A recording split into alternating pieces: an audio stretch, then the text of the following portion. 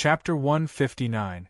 The girl's tears were like fragile dewdrops as they rolled down her cheeks. For a moment, they seemed to be scalding. Thinking about it carefully, this was the first time Xiao Ju had seen Hien cry. He was startled and thought to himself, in the end, she's still a girl.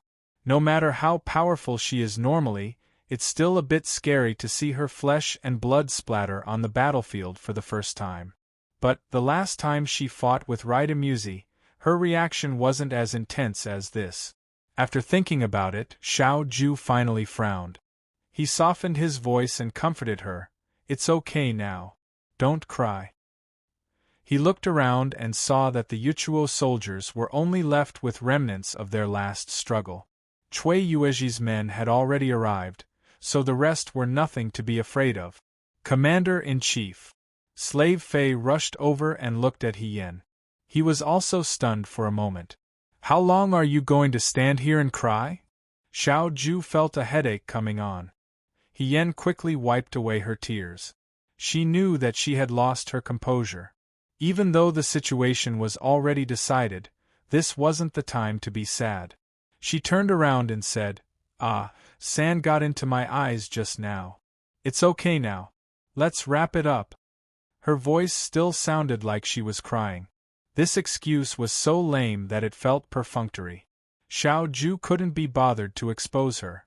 When she turned around and walked back with her sword, he suddenly grabbed Hien's arm. What's wrong? Hien looked back in confusion. Xiao Ju didn't say anything and only looked behind her. Hien followed his gaze and saw a few drops of blood slowly flowing down from her waist into the river, leaving only a trail of blood. She was stunned and reached out to touch her back. The pain that had been dull for a long time seemed to have returned. She had probably charged into the Yuchuo soldiers in anger, and only attacked without defending. The Yudo had taken advantage of the opening and injured her. Later, she had been in a hurry to find Xiao Ju and didn't realize that she had been injured. The armor was heavy, so it wasn't obvious that she was injured. If not for the blood dripping down, it would have been hard to notice. Hien felt the pain, but it wasn't unbearable.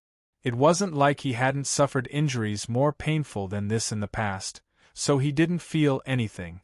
Instead, he adjusted his armor and said indifferently, I might have been cut. I'll go back and bandage it. Go back to Lin Shuanghe now, Xiao Ju said. We don't need you here. Yudo's momentum was gone and Mako was dead. Thousands of ships were burning on the river, and Cui Yueji and the remaining soldiers of Jiang City were more than enough to deal with the remaining soldiers. However, Hien didn't have the habit of letting his subordinates work while he himself rested, so he said, No need. It's just some minor injuries. Xiao Ju frowned and looked at her coldly. There's really no need. Hien tried to break free of his hand, but Xiao Ju was too strong and couldn't break free. The young man in the dark armor looked down at her. His posture was tall, and his cold eyes seemed to contain knives. However, his tone was light. You don't know pain? You don't feel pain, so you don't know how to shout in pain? Hien sensed that he seemed to be angry. She instinctively replied, It doesn't hurt. A hint of disdain flashed through the young man's eyes. He looked calmly at her and said, Do you not feel pain, or do you not dare to feel pain? Do you think it's not necessary, or do you not need it? After saying this, he released his hand and turned to leave. He didn't look back at Hien. What kind of temper is this? Hien stood in place, and after a while, he muttered in a low voice, No one has taught me, and no one has coaxed me. She followed him. The war ended much earlier than expected. It took 2 days for the Yudo's ships to enter the canal, for the wind and fire to attack, and for the remaining soldiers to be cleaned up. It didn't even take 3 days. Of course, the bravery of Jiang City's soldiers and the ingenuity of Xiao Ju's command and formation played a part in this. However, the most important factor was the east wind. If the wind had blown a little later or a little shorter, the result wouldn't have been like this. The fire from the east wind didn't stop and buried thousands of Yudo's ships in the canal outside Jiang City. Countless citizens of Jiang City knelt down and kowtowed in the direction of the canal. Tears flowed down their faces. Thank you, Water Goddess, for your protection. Thank you, General Fengyun, for commanding the troops like a god. Thank you, God, for protecting Jiang. God, for protecting Dawei. The morning glow dyed the surface of the river and dyed the blood-soaked river a golden red. It was unknown whether it was the blood of the martyrs or the morning glow. It was so magnificent that it was shocking. The remaining Jiang City soldiers on the shore took off their armor and sat on the ground. They stared blankly in the direction of the sunrise. Their blood-stained faces were filled with relief. Jiang City was defended.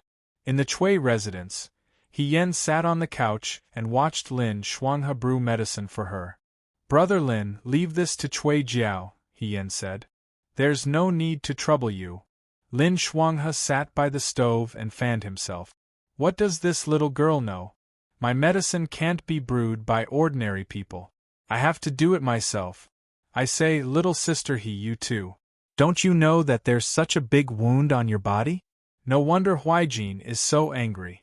If you die here, people will blame themselves. It's not a big wound. He Yen felt that this person was exaggerating. It's only the length of a palm. It didn't hurt any vital parts. In a real battle, this was considered a minor injury. There was once when she was hit by an arrow in her shoulder.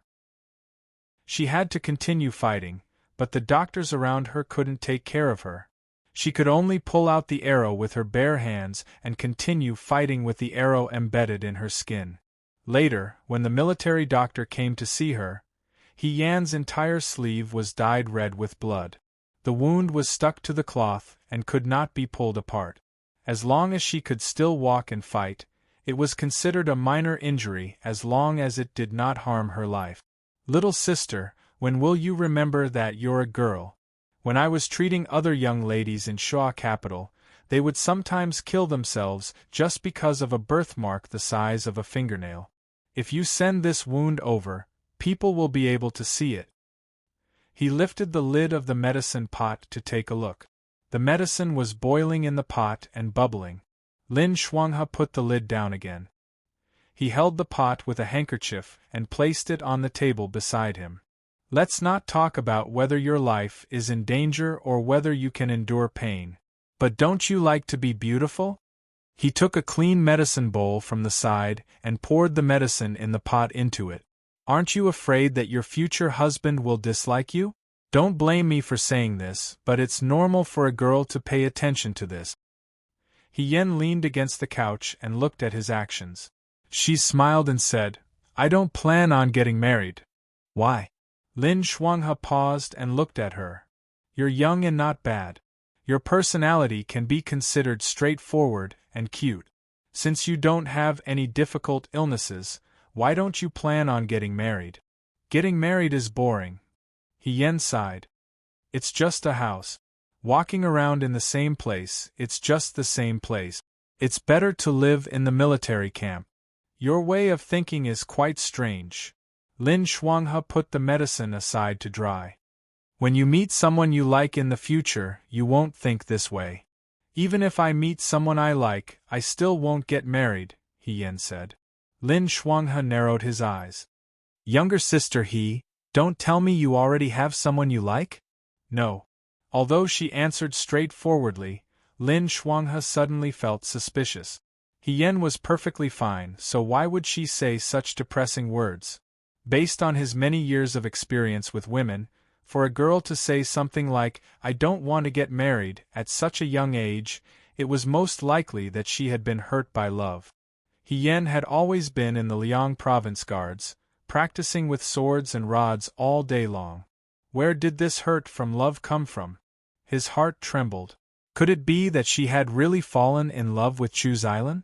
And because of Chu Xilan's identity and his relationship with Su Pingting, she knew that she couldn't marry Chu Xilan. Was that why her heart was like dead ashes? But if that was the case, what about Xiao Ju? For a moment, Lin Shuanghe felt that all kinds of situations were very serious. Seeing him in a daze, He Yen asked again, "Brother Lin, have you seen my master?" From the beginning of the war to the end of the war, when everyone began to clean up the mess, He Yen didn't see Lu Buang. Lin Shuanghe said, "That morning, Master Lu left with Cui Zhongqi. Cui Zhongqi was busy taking care of the wounded soldiers and hadn't come back yet. Master Lu should be with him." He Yen nodded, but he felt a little uneasy. Lin Shuanghe walked to He Yen again, took out a round box from his sleeve, and put it beside He Yan's pillow. "This is our family's secret scar removal ointment. Use it on your body. I don't dare to say that you'll recover completely, but it's still possible to recover most of your scars." He Yan's body had already been bandaged by a female doctor in Jiang City. At this moment, he picked it up and looked at it. He saw that the words, "scar removal and muscle growth," were written on the round box, which looked particularly familiar. Thinking back carefully, he remembered that when he went to Liangzhou City with Xiao Ju, he was injured in a fight with Ding Yi at night. Later, when he returned to the Liangzhou City guards, Shen Muxue also put such a box on the medicine tray when he brought her medicine. At that time, He Yen used it and it really had an excellent scar removal effect. His scars were now very light. At that time, she was very grateful to Shen Muxue for being so careful and praised the magic of the ointment. Unfortunately, the box was very small, and there wasn't much medicine, so it was gone after she used it. "Is this your family's secret ointment?" He Yen asked. Lin Shuanghe was a little proud. "To be precise, it's my secret ointment." "Is it very expensive?" "Little sister how can you use money to measure the value of medicine? I'm not selling this medicine. If I really did sell it, the people in Shuajing City would be able to live comfortably for several lifetimes with this medicine. Money is like floating clouds to me. I specially made this medicine for Huijin. He gets injured easily every day, and when Xiao Ruby sees him later, her heart will ache. If I add some scar removal ointment, Xiao Ruby won't be able to tell, and she'll feel better. So that her big brother won't worry?" He Yen thought to himself, Xiao Ju is quite cautious.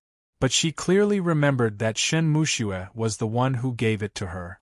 He Yen asked Lin Shuanghe, "Have you never made this medicine for other people? Like other girls?" "What do you mean?" Lin Shuanghe said curiously, "If this medicine really gets out, not only me, but even my father and grandfather will be annoyed to death.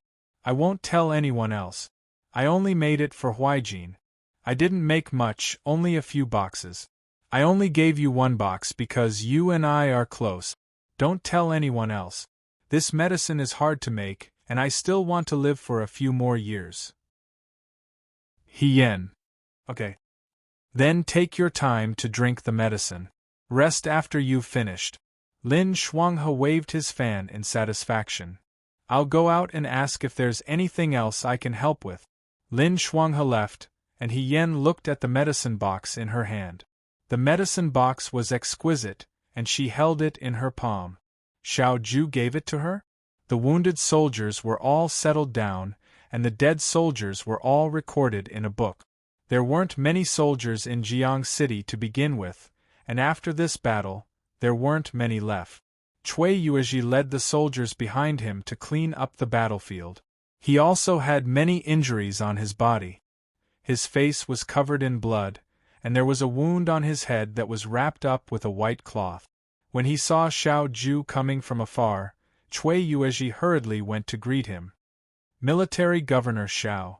Xiao Ju was much younger than him, but he didn't dare to underestimate him anymore. If not for Xiao Ju, Jiang City would not have been able to defend itself against the 150,000 Yuchuo soldiers. Luck played a part in their narrow victory, but more importantly, it was because of this lucky general.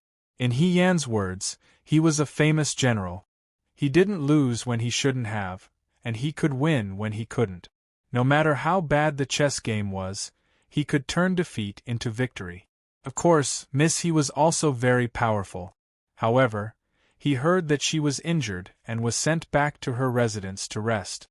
"The battlefield has already been cleaned up," Cui Yuezhi said. Once the Yuchuo soldiers have finished counting their casualties, we can return to the prince's residence and report the situation to His Highness. His Highness will write a report about this battle and report it to the imperial court. None of the people in Jiang City dare to forget the life-saving grace of the commander-in-chief. Xiao Ju walked forward. No need to thank them. Thank them. Cui Yuezhi was a little emotional, probably because they had fought side by side before. He also felt a bit of genuine affection for Xiao Ju. Just as he was about to speak, someone suddenly came over. It was Cui Yuezhi's subordinate. Cui Yuezhi's subordinate glanced at Xiao Ju with a hesitant expression. "What's the matter?" Cui Yuezhi asked. "Sir, we found Mr. Lu. Lu Buang hadn't been with them since the start of the battle." Cui Yuezhi was worried. Hearing this, he asked anxiously, "Where is he?" "On the forest bank in front of the mouth of the Calabat." The subordinate said, "Mr. Lu." Cui Yuezhi's heart gradually sank. He looked at Xiao Ju. Xiao Ju lowered his eyes. After a while, he said calmly, "Lead the way." Lu Buang died in the center of the tactical deployment. He died very miserably. His body was covered with wounds. The most fatal wound was a knife wound on his chest, which ran through his heart from the back to the front. Before he died, the corners of his mouth were still curled up, without any resentment. He was very calm, as if he had seen something very beautiful. In addition, there were many Yudo who had died under his sword around him. There were also corpses in the depths of the dense forest. Cui Yuezhi looked at them for a long time and asked hesitantly, "Is it Chimendunjia?" Xiao Ju said, "Yes." Cui Yuezhi was in awe. Nowadays, there were not many people who knew Chimendunjia. Lu Buang set up the tactical deployment here and killed many Yudo, which bought them a lot of time. If it weren't for Lu Buang, those Yudo would have entered the city and started a killing spree. The consequences would have been unimaginable. Lu Buang didn't tell anyone that he had been blocking in front for so long that no one knew that he had died. His sword fell beside him, his zither was smashed into pieces, and his white clothes were stained with blood. Cui Yuezhi looked at Xiao Ju worriedly. He only knew that Lu Buang was Xiao Ju's master. Now that Lu Buang was dead, Xiao Ju must be very sad. Xiao Ju squatted down and slowly tidied up Lu Buang's clothes, which had been messed up by the Yudo. Then she took out a handkerchief from her arms and wiped the blood off his face. After doing all this, she looked at Lu Buang's face and said in a low voice, "Take him back." He Yen stayed in the Cui mansion until the evening. Cui Yuezhi's 4 concubines took turns to visit her and brought her all kinds of food. Even though He Yen liked sweets, she couldn't eat so many sweets. After she finally sent the concubines away, someone came to report, "Master is back. The commander-in-chief is back." He Yen was refreshed. She got out of bed, put on her shoes, and walked out. Cui Yuezhi and Xiao Ju were back. Maybe Lu Buang was back too. As soon as Cui Yuezhi walked to the door, she was surrounded by the 4 concubines, especially the 3rd concubine. She hugged Cui Yuezhi and cried her heart out. She was really good at crying. He Yen was thinking in his heart when he saw a person walking past Cui Yuezhi and coming towards him. It was Xiao Ju. She hadn't had time to take off her armor and was travel-worn. He Yen didn't feel disgusted. He thought in his heart, sure enough, a person with extraordinary appearance can't hide her beauty even if she is covered in dust. Xiao Ju walked up to her and frowned slightly. "Who let you come out?" "It's not a big deal." He Yen clapped her hands. "Even Brother Lin thinks that you are making a fuss over a minor issue. By the way, Commander-in-Chief, have you seen my master? I asked around, but no one has seen him. At this time, he should be back." Hearing this, Xiao Ju's eyes moved and fell on her face. A trace of pity flashed through those cold black eyes. It was like a silent sigh that fell on people's hearts. He Yan's smile slowly disappeared. She asked, "Is something wrong?" Xiao Ju said, "Go and see him." Yan's entire body froze. Lu Buwang was sleeping on the couch in the room. His clothes had been changed. Except for his pale face, he looked like he was asleep. It was as if as long as she called him, he would sit up, look at her with a smile and call her, he. Yan's eyes suddenly turned red. She almost couldn't stand steadily. She walked to Lu Buwang's side and held his hand. His hand was very cold, not as warm as when he pulled her up from the pile of corpses. He used to be a light sleeper, and would wake up as long as there was a slight movement. Now she called him master here, but he was unmoved. Yan's hand touched his shoulder. After a pause, she gently pulled down Lu Buwang's clothes. His clothes had been changed, so it was obvious that he was injured. But Yan didn't expect that there would be so many wounds. Those Yudo suffered a big loss in Lu Buwang's hands, so they naturally wanted to pay him back 100 times. When Lu Buwang's physical strength was exhausted, he rushed to make another cut on the spoils of war. His body was broken into pieces. However, his expression was so calm, as if he had just fallen asleep under the flower tree and had a beautiful dream. Yan's gaze fell on Lu Buwang's hand, which was clenched into a fist very tightly. Yan was silent for a moment. Then she used a little strength to pry open his fingers and saw what he was hiding in his palm. It was a silver bracelet. It looked very rough and seemed to be an old thing from many years ago. It was probably played with and treasured every day. Some carvings had been smoothed out and were not very obvious, but she could still see a small wild daisy carved on the edge of the bracelet. This was what Lu Buwang wanted to protect at the end of his life. He had no children and only took her as his disciple. At the end of his life, except for a zither, a sword, and this silver bracelet, he left nothing. Empty and vast, clean and tidy. Yan's throat was choked with sobs and she couldn't speak. They had reunited after a long time, but they were going to be separated forever before they could say a few words. She desperately held back her tears, and a handkerchief was placed in front of her. "If you want to cry, just cry," Xiao Ju said. "I'll be outside. No one will come in." His voice was very soft and light, with a little imperceptible comfort. Before Yan could speak, he turned and went out. The door was closed behind him. A girl's cry came from behind the door. At first, it was a suppressed sob. Then, as if she couldn't suppress it, the cry became louder and louder. In the end, she wailed like a child who couldn't get candy. The crying reached the ears of Concubine Wei in the next room. She stood up and twisted her handkerchief uneasily. "Should I go and take a look?" "Don't." Second concubine shook her head and looked out of the window. The young man stood in front of the door with his hands behind his back, like a guardian guarding the fragile precious thing. "You and I can't comfort her at such a sad time. Let them solve it themselves." The wailing in the room stopped at some point. After a long time, the door opened with a creak, and someone walked out from inside. Xiao Ju looked sideways. The girl's tears had been wiped clean. Except for her red eyes, there was nothing wrong with her. Her expression was calm and even a little deliberately relaxed. "Commander-in-Chief, thank you for guarding the door for me," she said. Xiao Ju frowned and looked at her. Yan looked back. "Why are you looking at me? Is there something on my face?" "It's ugly." "What?" "You look ugly when you lie." His black eyes were glittering, and his words were as cold as ice. With a kind of insight, he said in a deep voice, "I've said it before. You can cry when you want to cry, and you can smile when you don't want to. It's better than your pretentious look now. It's extremely ugly." His words were really not pleasant to hear.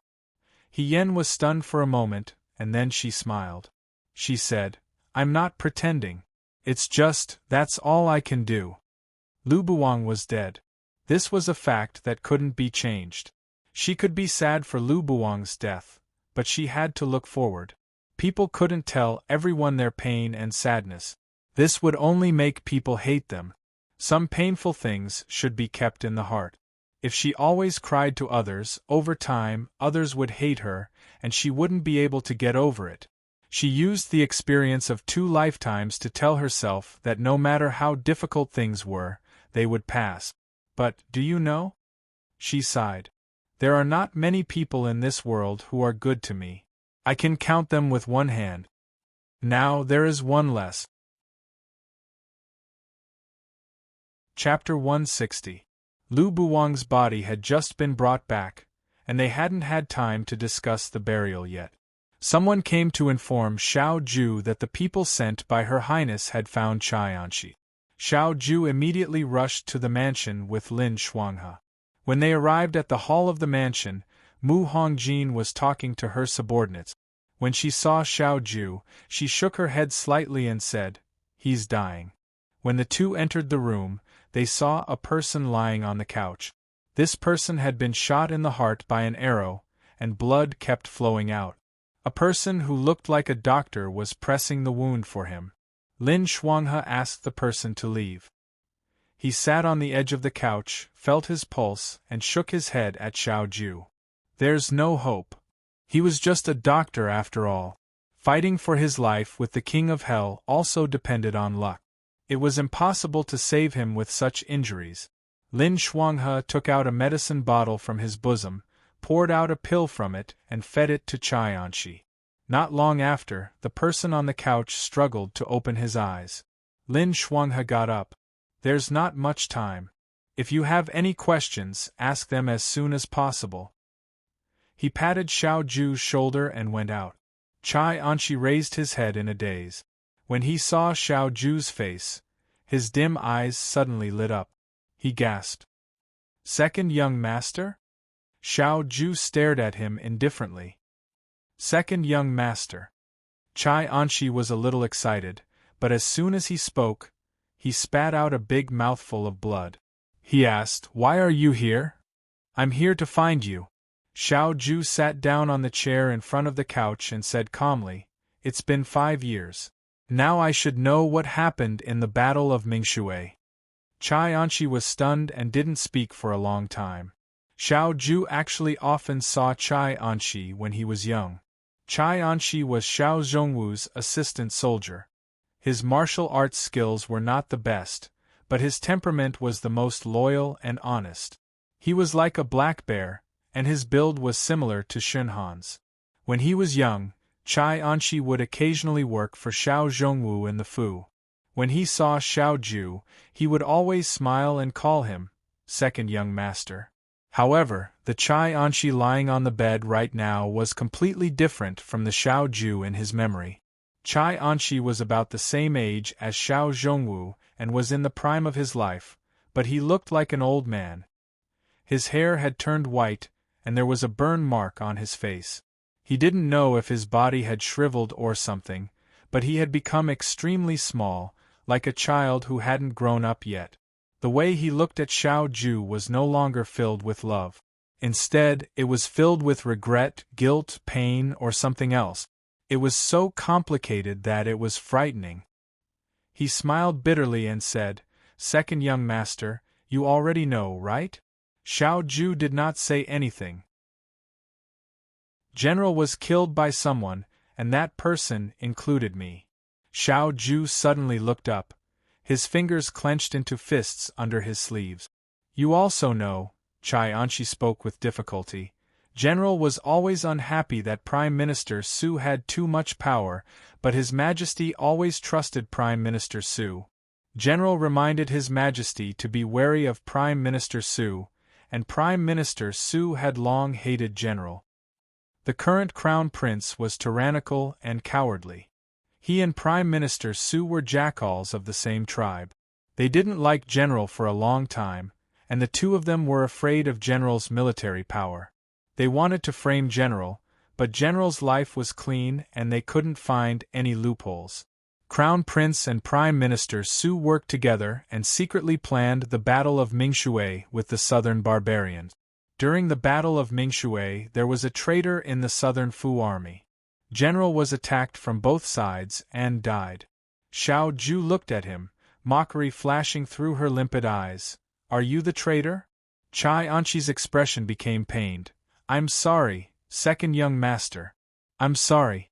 They used my mother to threaten me. My mother was already 70 years old. I promised them and gave them a copy of General's deployment map. I wasn't the only one. At that time, there were other people in General's Southern Fu army who betrayed him. They used my wife and children to threaten me. At that time, I was blinded and I agreed. Why did you go to Jiang later? Prime Minister Su. How could Prime Minister Su allow someone who knew the truth to live in this world? At that time, the few who betrayed him were later killed in the Battle of Mingshui.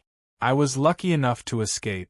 I wanted to go back and take my mother with me, but when I got home, my mother had already died of illness. Prime Minister Su's people were looking for me everywhere. I once heard from General that Jiang City was easy to get out but hard to get in. It was the easiest place to hide, so I used some methods to conceal my identity and hid in Jiang. Second young master, all these years, I've always wanted to stand up and explain what happened back then. However, even though I was in Jiang, the news I heard was that Prime Minister Su's power was getting stronger and stronger. Even if I stood up and said something, the people at that time were all dead. Without evidence, no one would believe me. I wanted to go and find you, but as soon as I left Jiang City, news of me would spread. Prime Minister Su wouldn't let me live to see you. So I could only wait. I knew that if second young master was still alive, you would find me one day. Tears gradually seeped out from the corners of his eyes. You found me, that's great. Second young master, you've grown up. If General was still here, he would be very happy to see you like this. Looking at his tears, Xiao Ju's expression did not change in the slightest. She only asked, "Who killed you?" "I don't know," Chai Anshi said blankly.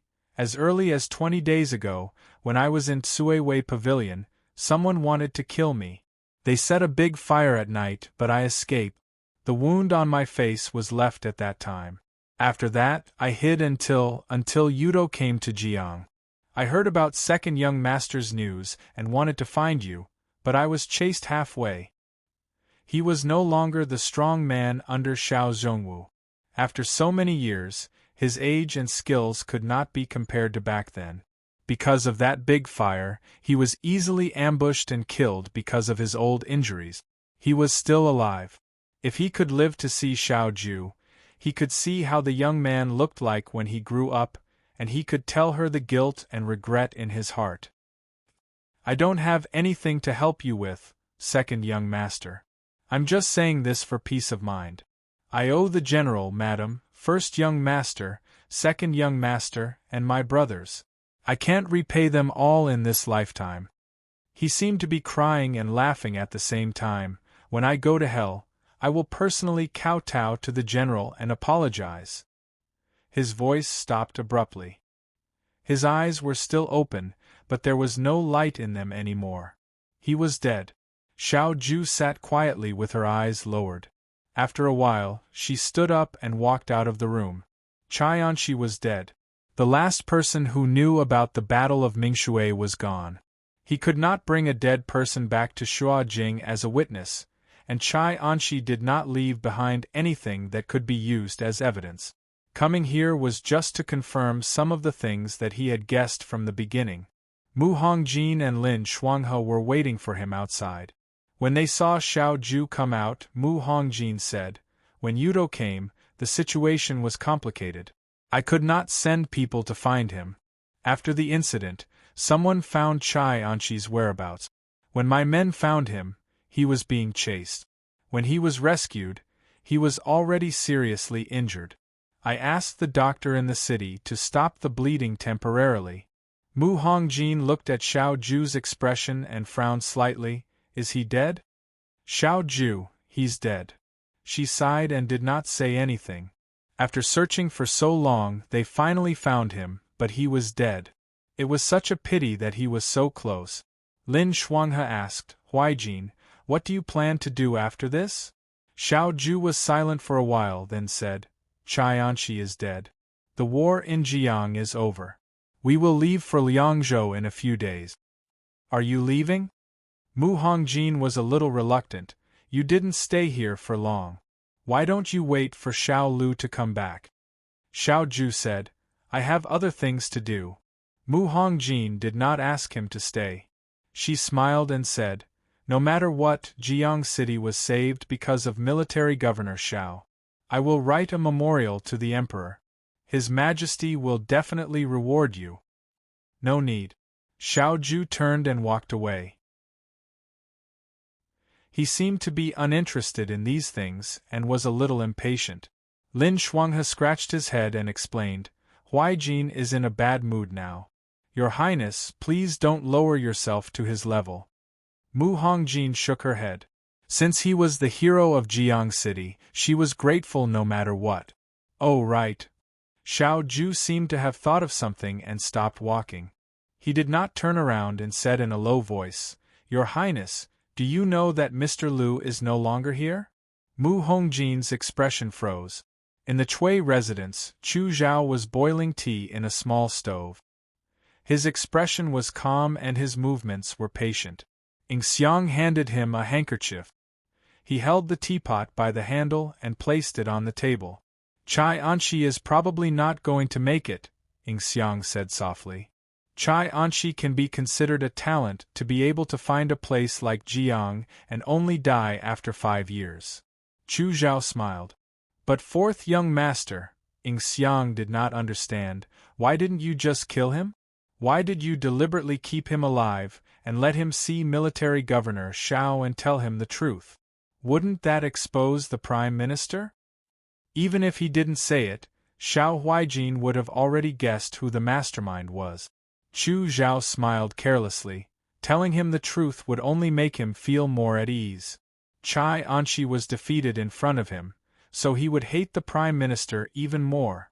The greater the threat Xiao Huaijin poses to the Prime Minister, the more the Prime Minister will value me.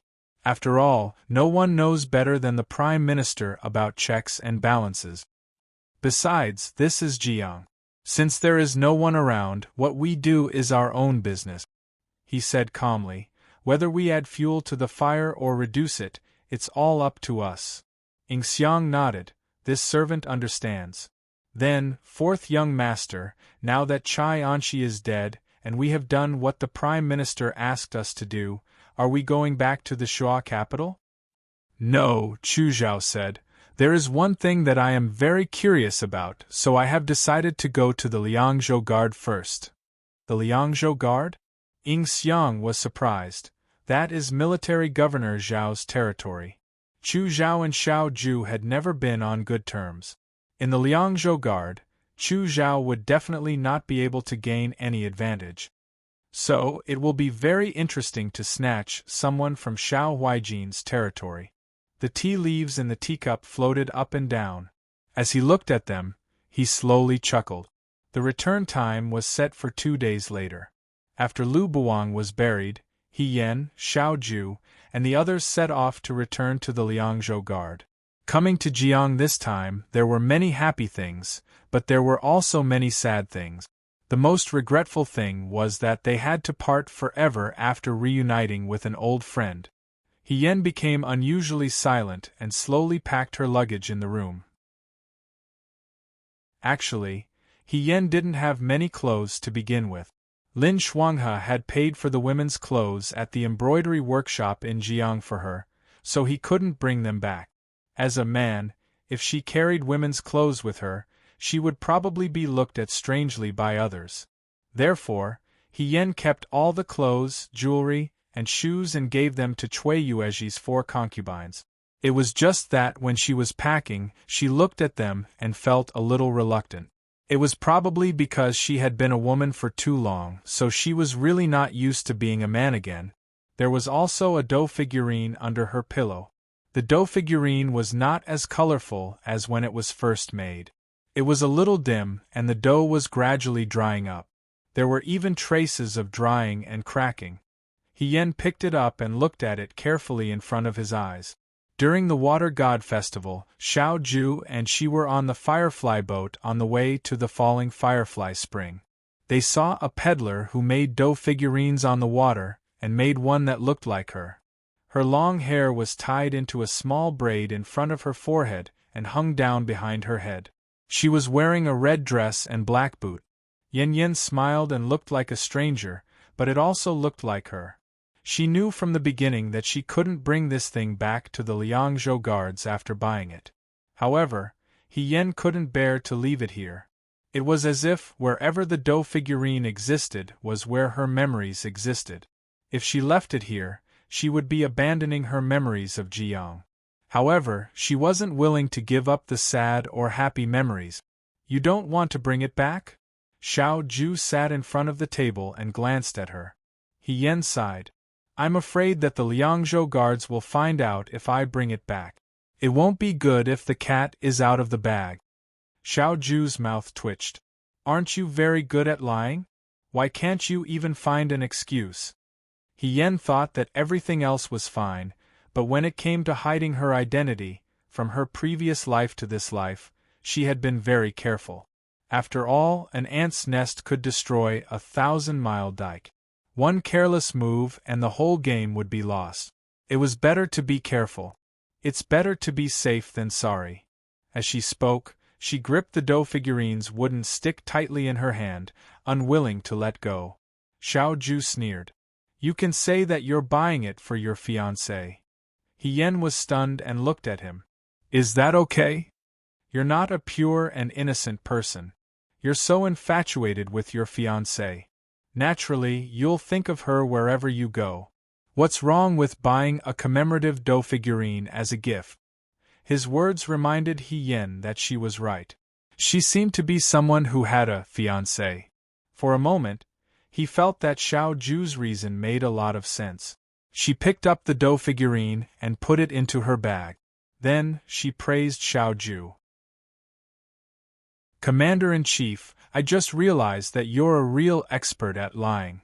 Xiao Ju put down the military book in her hand and looked at her with raised eyebrows. I was just saying. Don't take it to heart. Yen sighed. It's just that I've been in Jiang for too long. I'm a little reluctant to go back to the Liangzhou garrison.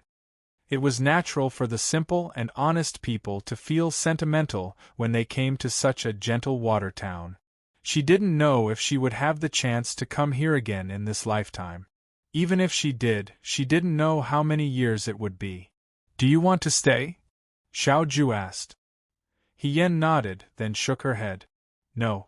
I like it here, but there are more important things to do. If she didn't have the grudges from her previous life and simply used the identity of Yen, she would naturally be more than happy to be able to stay here for a long time. However, she still had grudges to settle. No matter how beautiful the scenery was, she couldn't stay here. She had to keep moving forward. Are you talking about making contributions? His voice carried a hint of mockery. Yen smiled. You can say that. However, Commander-in-Chief, you promised me that as long as I follow you to Jiang City, you'll let me join the Southern Prefecture Army. You still keep your promise. Xiao Ju said, I keep my promise. Yen was happy. At least she was a little closer to her goal. Xiao Ju lowered her eyes to hide the deep meaning in her eyes. When she raised her head again, her expression had returned to normal. Just as she was about to speak, someone knocked on the door. It was Cui Jiao's voice. Madam! Come in. Cui Jiao walked in with a neatly folded set of clothes in her hands. She first glanced at Xiao Ju with a troubled expression. What's wrong? Yen asked. Fourth young Master Chu from next door asked me to return this set of clothes to you. He said that it was thanks to Madam's clothes that he was able to escape unscathed. He is very grateful. Yen remembered that when Chu Zhao had returned Mu Hongjin's clothes for her, Yen had given him the mermaid dress that was invulnerable to swords and spears and impervious to fire and water. He had asked him to wear it as armor. If he hadn't asked Cui Jiao to return it, Yen would have forgotten about it.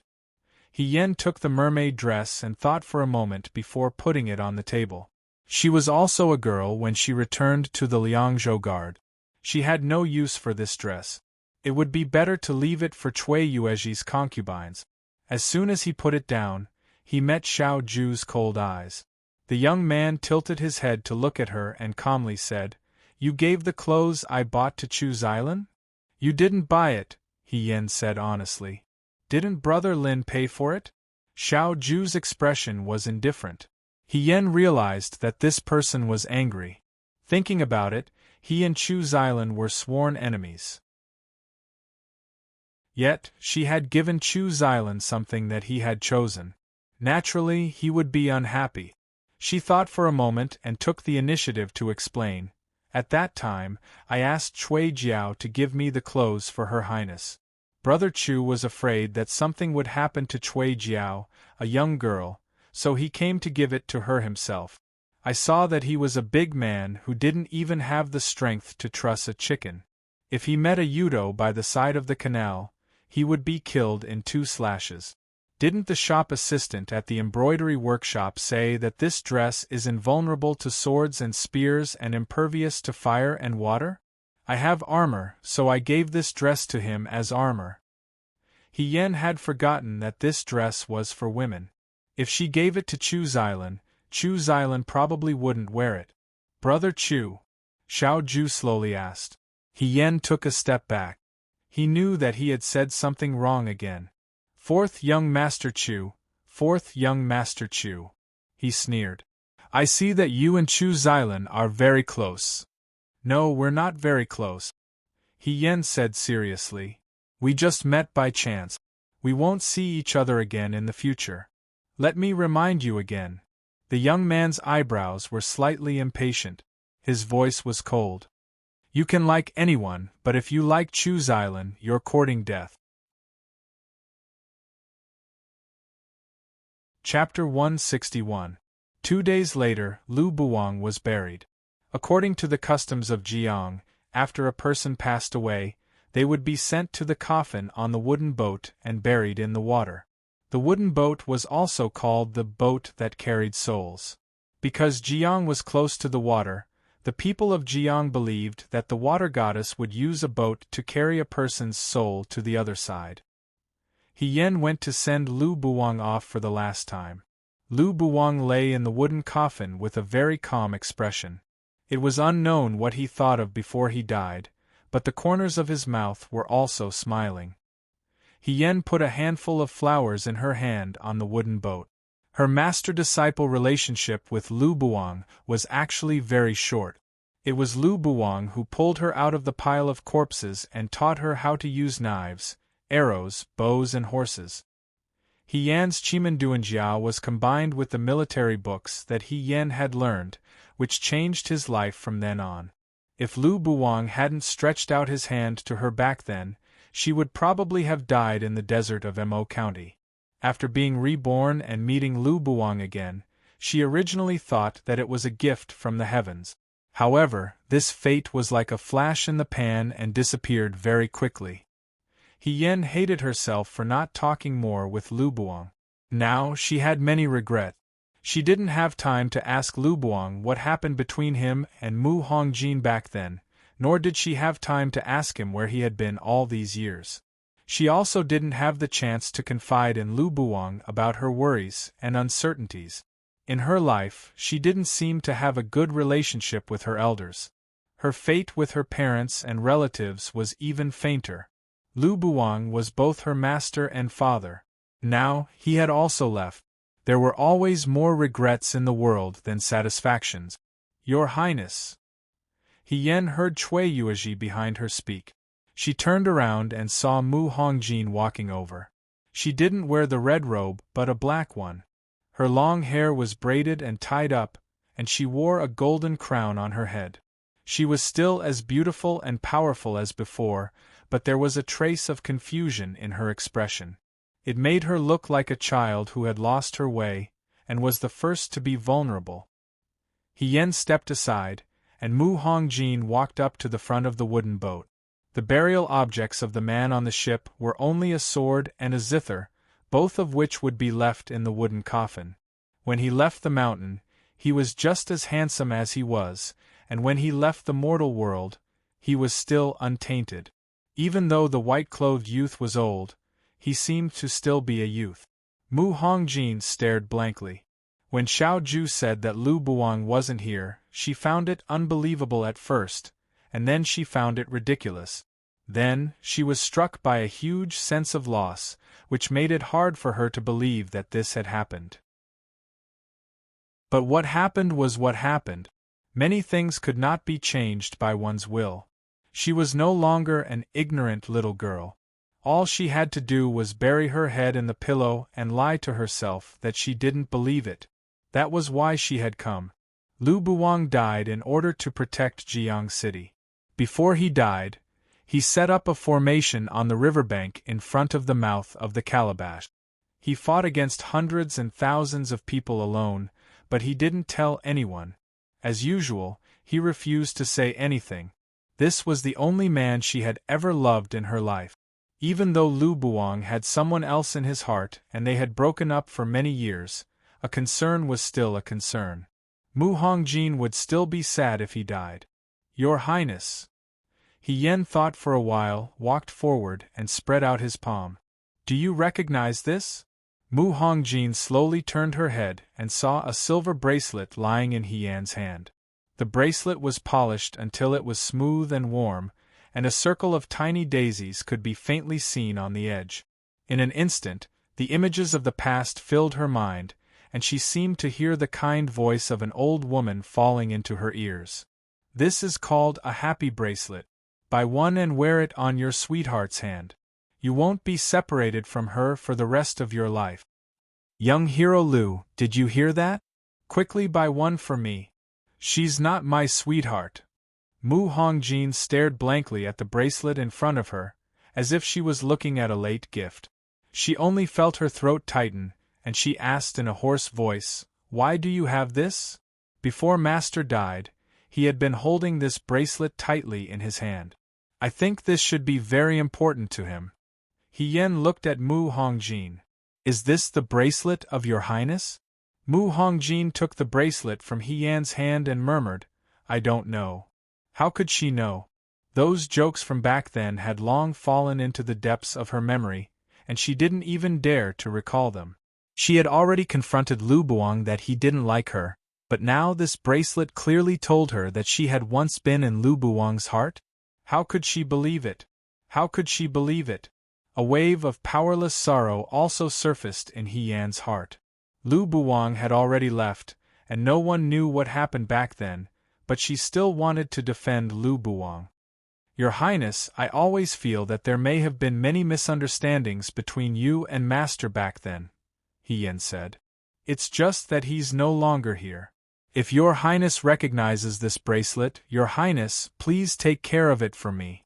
If Your Highness feels embarrassed, please put it back into the wooden coffin. But I think, He Yen said softly, if Master is still here, he will want you to keep it. A gift that he didn't give, a belated explanation, and a frank confession were probably the most regretful things in his life. But what was the use of regretting? When a person died, all the grievances related to him, whether he was willing or not, had disappeared. The story ended here. Mu Hongjin looked at the silver bracelet in her palm. After a while, she slowly clenched her palm and whispered, I see. He Yen saw that she was going to put away the bracelet, and he was slightly relieved. There was really not much she could do for Lu Buwang, and now, this was the only thing she could do. The wooden coffin was closed, and all kinds of wild flowers were piled up around the boat. Lu Buwang had gone down the mountain in spring, and now, he was going back to spring again. The clear river water pushed the boat forward, farther and farther, and gradually disappeared in the green waves between the mountains. What exactly is Paramitha? He Yen murmured in a low voice. But who would know? Just like when Lu Buwang went down the mountain and met Mu Hongjin, he sneered at the words, a lifetime, that the woman selling flowers said. Back then, he only felt that his life was long, but it turned out that he had only met a few people, listened to a few songs, met a few times, and parted a few times. A lifetime passed quickly. After Lu Buwang's funeral, He Yan and the others were about to set off for the Liangzhou guards. Cui Yuezhi came to see them off. He stood at the door of the Cui mansion and instructed people to keep moving things into the carriage. These are all specialties of Jiang. Take more back. Liangzhou doesn't have these things. Lin Shuanghe supported his head with a fan and said, "There's no need to bring the roasted rabbit. It's greasy and inconvenient in the carriage." "Bring it," Cui Yuezhi insisted. "Take it and eat it on the way." "Zhong Fu," he called the butler over. "Are the apricots ready?" "Yes." Zhong Fu came over with a cloth bag of red apricots. "They've all been washed clean. Governor and Miss, if you're thirsty, eat 2 apricots. They're thirsty and delicious." He Yen. Those who didn't know would think that they were going for an outing. It was really difficult to refuse such kindness. "It's really enough, Lord Cui," He Yen said with a smile. "If you pack more things, the governor and I won't have a place to sit." Cui Yuezhi looked at the full carriage and finally stopped. He smiled and said, "All right, then forget it. You've stayed in my Cui mansion for too short a time. If you stay longer, I'll definitely take you around the entire Jiang city." At this point, he solemnly bowed to Xiao Ju and He Yen. "It's all thanks to Military Governor Xiao, Miss He, and Master Lu that the disaster in Jiang City was resolved. I will never forget this great kindness. The people of Jiang will also remember your kindness. In this life, if there's anything that Jiang City, and I will go through water and tread on fire without hesitation. Miss He, if you have the chance in the future, you must come visit Jiang City more often." The person who spoke was Cui Yuezhi's 4th concubine. She smiled and said, "Next time, stay longer. We'll make delicious food for you." 2nd concubine looked at Xiao Ju and said with a smile, "Military Governor Xiao as well." Concubine Wei glared at the two of them. She stepped forward and held He Yan's hand. She reminded him, "Be careful on the road." He Yan smiled and nodded. As they were talking, someone came in from outside. "Lord Lieutenant, Mu Yi has brought people over. He said that he wants to say goodbye to Miss He." Xiao Ju raised her eyebrows. He Yan asked, "Say goodbye to me?" The people that Mu Yi brought were the 50 people who had planned to set fire to the Yuchuo soldiers' ships with He Yan. Among the 50 people, 20 or so had died in the war. However, at least half of them had survived. At this moment, the remaining 20 or so people heard that He Yan was leaving. They followed Mu Yi to thank He Yan. "It's all thanks to Miss He." One of the young men scratched his head. "Otherwise, we might not be alive right now. Before Miss He leaves, we decided to come together to thank Miss He." Mu Yi took out a wooden frame and handed it to He Yan. "This is a gift from everyone to Miss He." He Yan took it and looked at it. It was a wooden drawing carved out of a whole piece of wood. It depicted a sea of fire. A young woman in armor stood at the bow of the ship. The woman held a long whip in her hand. Her long hair was tied up high behind her head. She looked valiant and formidable. It was very eye-catching. He Yan looked at it for a long time. He asked hesitantly, "This is me?" "Yes." Another person said, "We pooled some money together and found the best craftsman in Jiang City to carve it out. However, we still couldn't carve out Miss He's charm. When Miss He used her whip to sink the Wudong warship, it was so exciting. It was much better than the carving in this drawing." "That's right.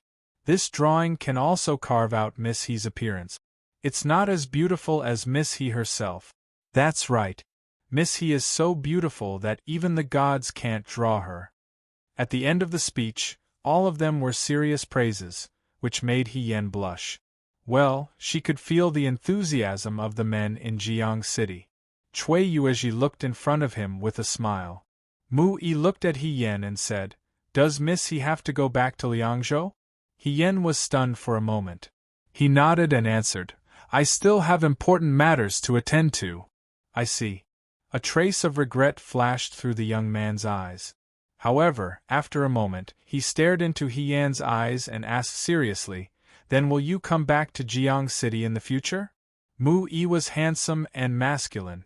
When his sincere and slightly shy gaze landed on someone, it was really irresistible. Even though He Yen was slow to realize it, when faced with such a gaze, she understood a little. She was a little embarrassed but also very touched. No one could remain indifferent when faced with sincere feelings. It was a very honorable thing to be liked and admired by others. I like Jiang City very much. She smiled and looked at Mu Yi. If there's a chance in the future, I'll definitely come back. Mu Yi was stunned. He scratched his head and smiled foolishly. Oh. Lin Shuanghe waved his fan and leaned close to Xiao Ju's ear. He said, I already said that my little sister He's appearance and temperament will definitely be liked. Look, so many people are eyeing her covetously. TSK, TSK, TSK. You have to keep an eye on my little sister He. Xiao Ju sneered, as if she was incredulous. What kind of taste is that? Of course it's good taste. Lin Shuanghe put away his fan. You have to know that gold will always shine. While the two were talking, another person walked out of the fu. This person was dressed in a sky-blue robe. He was thin and gentle. It was Chu Zhao. Beside Chu Zhao, Ing Xiang was carrying a bundle in his hand.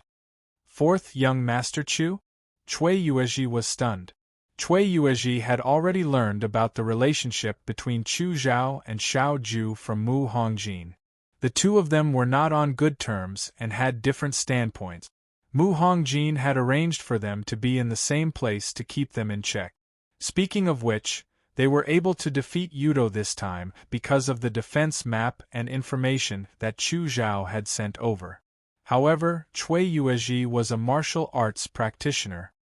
He already felt some sympathy for Xiao Ju. Later on, he had also fought alongside Xiao Ju. The scales in his heart had already tilted towards Xiao Ju. Hence, he treated Chu Zhao with politeness and unfamiliarity. Fourth young Master Chu, where are you going? Cui Yuezhi asked. I came to Jiang this time because of the Yudo incident. Since this matter is over, it's time to bid farewell to everyone. He smiled slightly. I didn't tell Master Cui before because I didn't want to trouble Master Cui. These few days, the battlefield near the canal has been cleaned up, so Master Cui must be busy. He makes it sound like he's very understanding and we're putting on airs. Lin Shuanghe leaned closer to Xiao Ju and whispered, he's too good with words. Cui Yuezhi smiled. Fourth young Master Chu, you're too polite.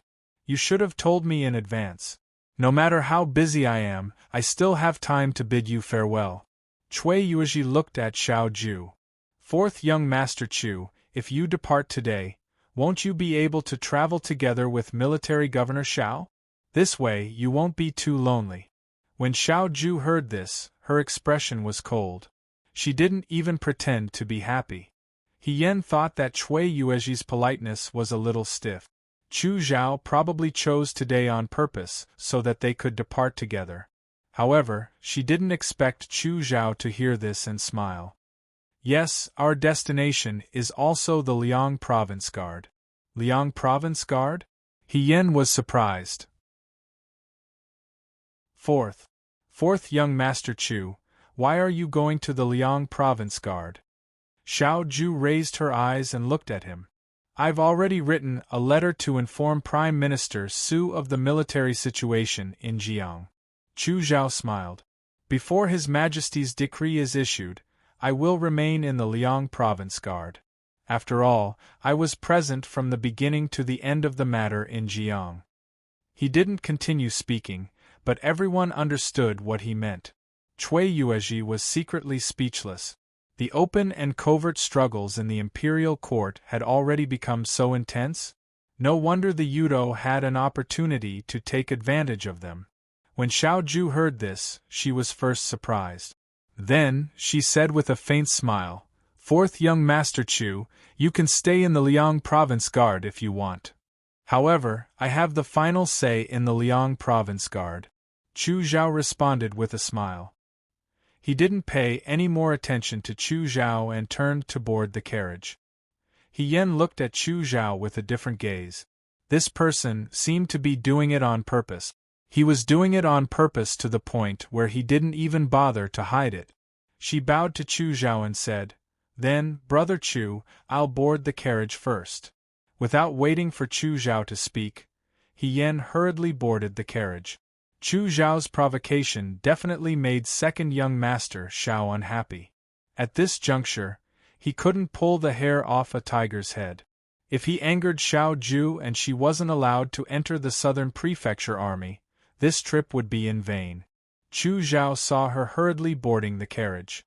Chu Zhao was stunned for a moment before he shook his head and smiled. He bid farewell to Cui Yuezhi and the others one by one before he calmly boarded his own carriage with Ing Xiang. The carriage drove out of the city. Lin Shuanghe lifted the curtain of the carriage and looked out the window. Jiang City had just experienced the Yudo military incident, so it wasn't as lively as before. However, the rivers of various sizes were the same as before, and the boats floated quietly. It wouldn't be long before the city returned to its former lively state. When they came, they just treated it as playing around. Now that they were about to leave, they actually felt a lot of sadness. Lin Shuanghe sighed as he looked at it. He Yen was still tightly hugging the wooden carving that Mu Yi and the others had given her. She traced the carving with her fingers. The woman in the drawing actually had some of the charm of a female general from her previous life. Xiao Ju saw her actions and mocked. "Now you're not afraid of bringing it back and letting the other Liang province guards see it?" Previously, she had been extremely troubled by the masked man. Now, with such a large wooden carving, she felt as if she had received a treasure. She no longer mentioned things like, "It's over if someone finds out my identity as a woman." A woman's thoughts really couldn't be taken seriously. "If it really doesn't work, I can say that it's for my fiancé. Isn't this what you taught me, Governor?" He Yen said, "There are so many people and so many good intentions. It's hard to refuse such great kindness." She spoke modestly, but her eyes revealed a sense of satisfaction and contentment. Xiao Ju only felt that it was funny. She leaned back slightly and a trace of a smile flashed through her eyes. She said indifferently, "It's quite popular." The horse carriage gradually disappeared into the distance. Mu Hongjin stood on the shore. Among the mountains, she could no longer see the boat of carrying souls. The former youth had returned to the mountains, lakes, and seas. She still had to continue sitting here, on the high seat in the cold palace hall. This was her responsibility. "The young highness is already on the way back," the maid beside her said softly. "Your Highness, let's go back to the residence." Mu Hongjin nodded. She took one last look at the end of the long river and turned around. She wore a wide-sleeved robe, dignified and beautiful. There seemed to be a dot of silver light on her wrist that quickly disappeared. A wanderer came out of nowhere. He wore a bamboo hat and held a bamboo stick. He walked along the river bank and sang. His voice drifted with the wind and gradually faded into the distance. "The returnee still thinks of the imperial court. How can I comfort myself today? The bitter cold thinks of your thin clothes, riding a thin horse under the waning moon. I also know that there must be differences in life, but I'm afraid that time will drift away. The cold lantern opposite to the past, when will the night rain sound bleak?"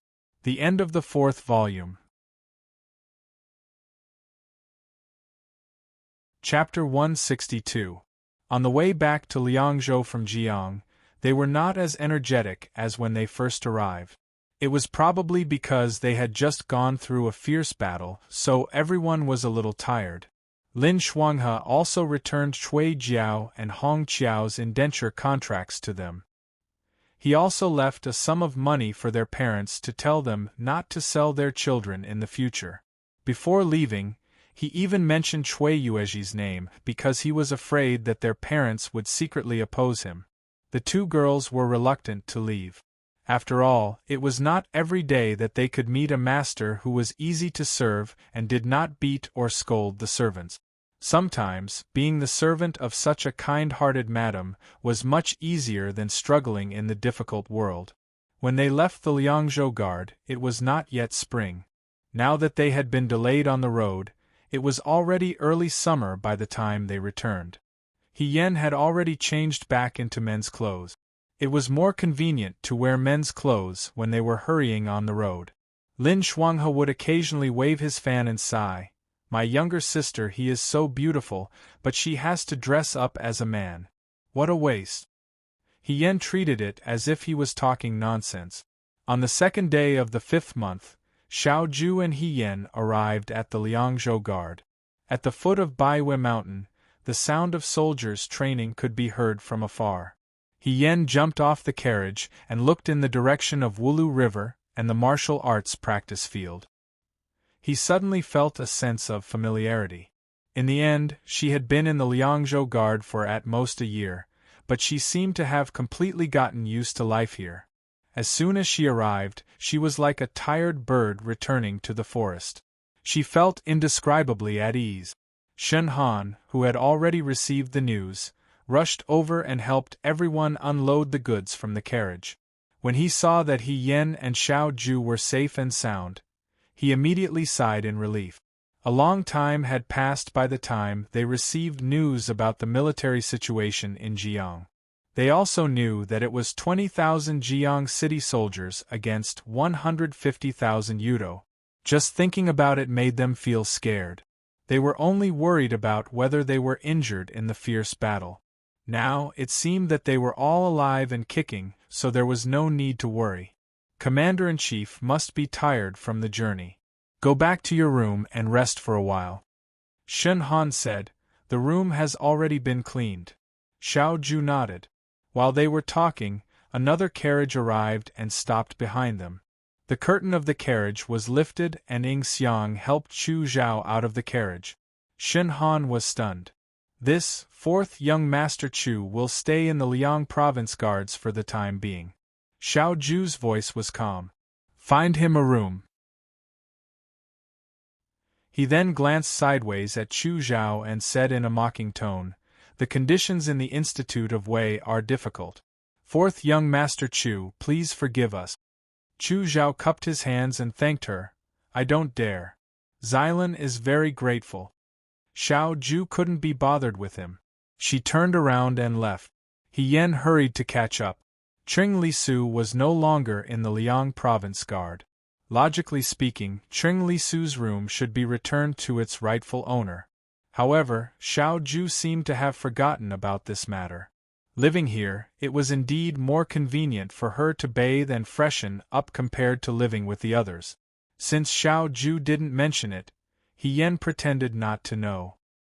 He carried the luggage back to Cheng Lisu's room, which was next door to Xiao Ju's room. Shen Han followed behind him. He held a military booklet in his hand and said, "This is the content of the daily training for the past few days. I have already organized it. You can take a look at it slowly after you have rested. When you return, the Nan province guards will still be trained by you." In the past few months, the Liang province guards formation has begun to show results. Xiao Ju took the military booklet from his hand and flipped through it casually. Shen Han turned his head to look at the room next door. He saw He Yen sitting on the bed with a bag spread out in front of him. He seemed to be organizing the things he brought back from Jiang. With a rough look, there were quite a lot of things: food, clothes, and small trinkets spread out on the bed. He looked at Xiao Ju again. She didn't seem to have any intention of stopping him. Shen Han fell into deep thought. It should be known that 2nd young Master Xiao was very particular about cleanliness. Even after he left, the room had to be cleaned every day. The men in the army were fine. However, the instructors who interacted with Xiao Ju didn't dare to act rashly in front of Xiao Ju. At least they had the proper manners to sit and stand. They weren't as casual as He Yen. Xiao Ju didn't stop him either. Could it be that their relationship had improved after their trip to Jiang? He was deep in thought and didn't notice Xiao Ju calling his name. Xiao Ju saw that he didn't respond. She looked up and followed his gaze. She saw Shen Han staring at He Yen, who was sitting on the bed and organizing his luggage. She frowned and called out to him again, "Shen Han." Shen Han shuddered and came back to his senses. He said, "Commander-in-Chief, I'm going to write a memorial. Find a few people to keep an eye on Chu's Island," he said. "If there's anything unusual, immediately inform me." Shen Han nodded and left. He Yen waited for Shen Han to leave before he lay down on the bed and rolled around. Xiao Ju frowned unhappily. "Are you a dog? After such a long journey, I've been tossing and turning in the carriage every day. Finally, I can have a good night's sleep." He Yen grabbed a handful of dried fruits from the bag and placed it in his palm. "Commander-in-Chief, this was given to me by Lady Chui's concubine. Do you want a handful?" Xiao Ju said, "No. It's a token of my sincerity. You don't have to be so heartless." He Yen found a clean handkerchief and wrapped the dried fruit. "I'll put it on your table later." Xiao Ju didn't even turn her head as she flipped through the military register that Shen Han had just sent over. He Yen thought that being a general had its difficulties, but being a soldier also had its advantages. For example, right now she could roll around on the bed, but Xiao Ju still had to deal with a backlog of official matters. He Yen looked at Xiao Ju's back and suddenly thought of something. He asked Xiao Ju, "Commander-in-Chief, there's something I've always wanted to ask you." Xiao Ju said, "Go ahead." He Yen hesitated for a moment. "Do you still remember when we were in Jiang City the day the Yudo attacked the city? I set the fire with you. We should have swum all the way to the shore, but I choked on water. Were you the one who dragged me up?" Actually, there was something she didn't say out loud. In her daze, she felt as though someone had passed her some air. She couldn't open her eyes underwater, but she vaguely felt that it was Xiao Ju. However, it was too unbelievable to say it out loud. Firstly, was Xiao Ju the kind of person who would pass someone's air like that? Definitely not. Secondly, she actually had such a dream. If she told others about it, they would laugh at her for thinking about such strange things in a life-and-death situation. Xiao Ju's eyes flickered. She paused and said, "Yes." Although it was hard to say, He Yen still bravely asked, "Commander-in-Chief, other than dragging me up the shore, did you do anything else?" Xiao Ju said, "No." He Yen was stunned. "No?" He tilted his head and slowly curled the corners of his lip. He said with a half-smile, "Then what do you want me to do to you?" He Yen didn't know how to respond. She laughed and said, "No, I was just asking casually." She thought to herself that she really did have a wet dream. Fortunately, she didn't say it out loud. Otherwise, it would be too embarrassing. Xiao Ju looked at the military book in front of her again. However, her eyes flickered slightly. She glanced at the girl who was sitting on the bed and arranging her luggage. After a while, she looked away uncomfortably. In the end, she didn't say anything else. After arranging her luggage in the room, He Yen looked at the sky. He guessed that the training in the martial arts arena was about to end. He Yen went out and walked towards the arena. From tomorrow onwards, she would resume her daily training. However, today, she could chat with her brothers who she hadn't seen in a long time.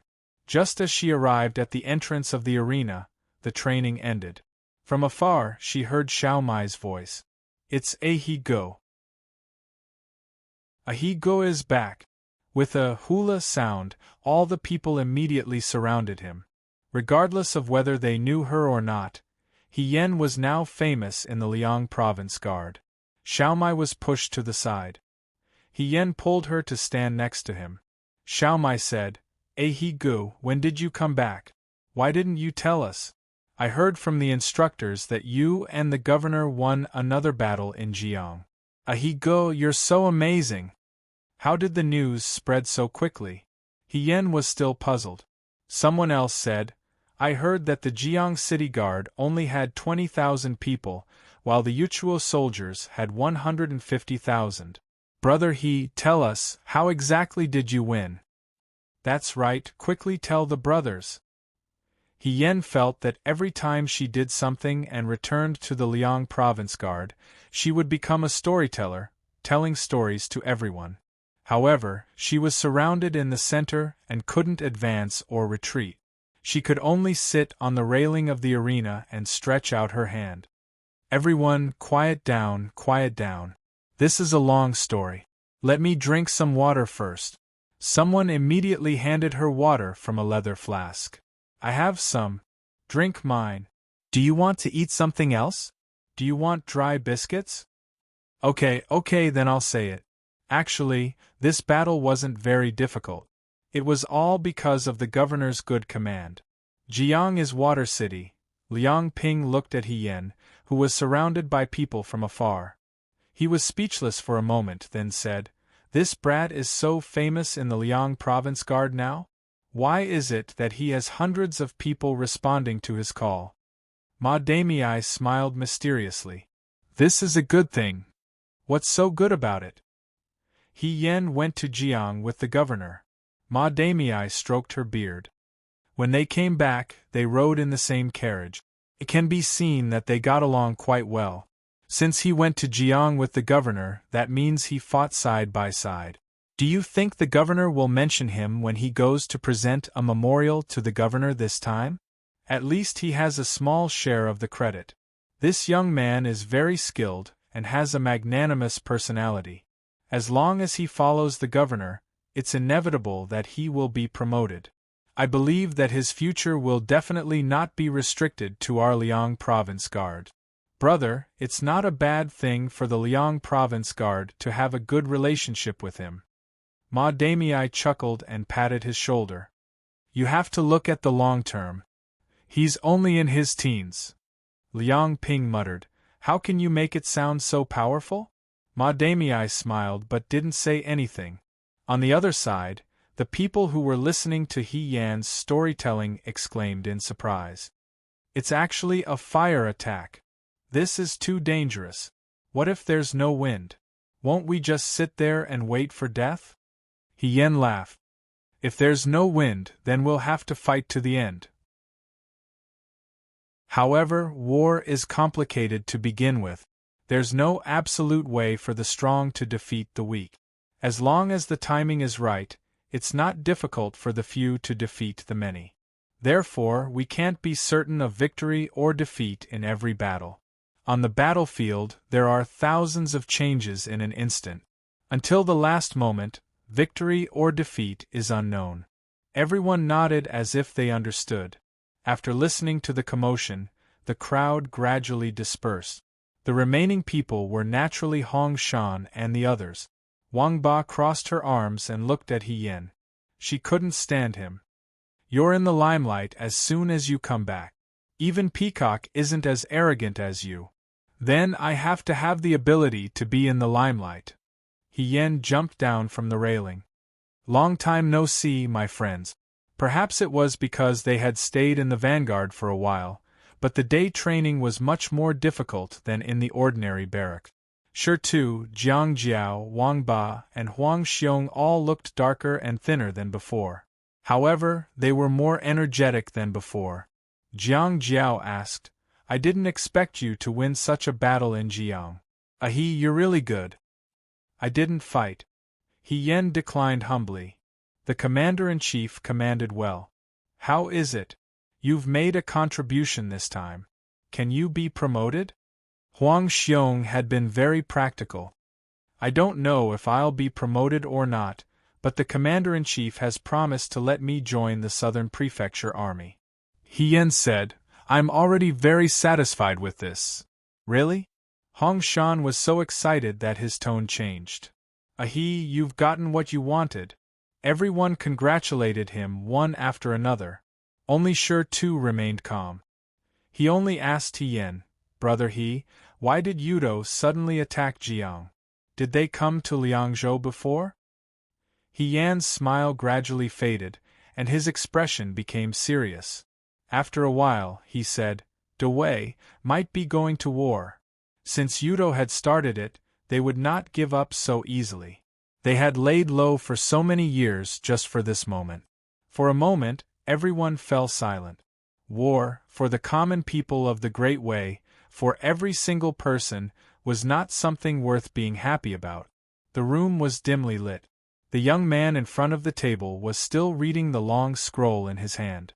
Piles of military books were stacked together. There were so many things to do in the Liangzhou Guards that it was impossible to finish them all. Someone knocked on the door softly. Xiao Ju did not even raise her head. She only said, "Come in." Shen Muxue came in. She carried a basket of food in her hand and carefully walked in. She placed the food basket on a small table and said softly, "Commander-in-Chief, you've been reading for a long time. Eat something." Xiao Ju responded, but she did not intend to get up. Shen Muxue sighed softly. When Xiao Ju came back, she was still staying up late in the medical center. The soldiers of the Liangzhou Guards caught cold and heat easily during the changing seasons between spring and summer. Halfway through brewing medicine, she heard that Xiao Ju had returned. She really wanted to go and see her, but she had to give up on the idea because she had not finished her work. In addition, they were returning to Liangzhou from Jiang, which was a long journey. She thought that Xiao Ju needed more rest. However, she did not expect him to still be reading documents so late at night. However, Xiao Ju had always been like this. When she first met him, he was still like this. He had never changed. There are local products from Jiang on the ground. Take some back. Xiao Ju looked at the documents and said, "There's no more space in the room." Shen Muxue nodded. She put down the food basket and went to tidy up the bundles on the ground. There were indeed a lot of bundles and wooden boxes. When she opened them, she saw that they were some fabrics, cakes, and dried fruits that were produced in Jiang. The Liangzhou Guards did not have such things. Some of the food could be added to their daily meals, and the soldiers would be very happy. The box at the top looked very exquisite. It was a round wooden box with a layer of paint on it. When she looked carefully, she saw that it was carved with a scene from the Water God Festival in Jiang. When she opened it, she saw that it was filled with ointment. When she put it under her nose, she could smell a faint floral fragrance. This thing was not particularly expensive, but it was exquisite and cute. Most girls liked it. The ointment boxes made in Liangzhou were not as special as the ones made in Jiang. The ointment inside was used to wipe the hands. Soaking in water or making medicinal herbs all day long would cause the skin to occasionally crack. Although Shen Muxue loved her skin very much and had prepared a lot of ointment, she was still very happy to see this. She picked up the box and placed it in her palm. She looked at Xiao Ju and was a little shy. She hesitated for a moment before she said softly, "Thank you, Commander-in-Chief. I really like this ointment." When Xiao Ju heard this, she did not seem to understand what she was talking about.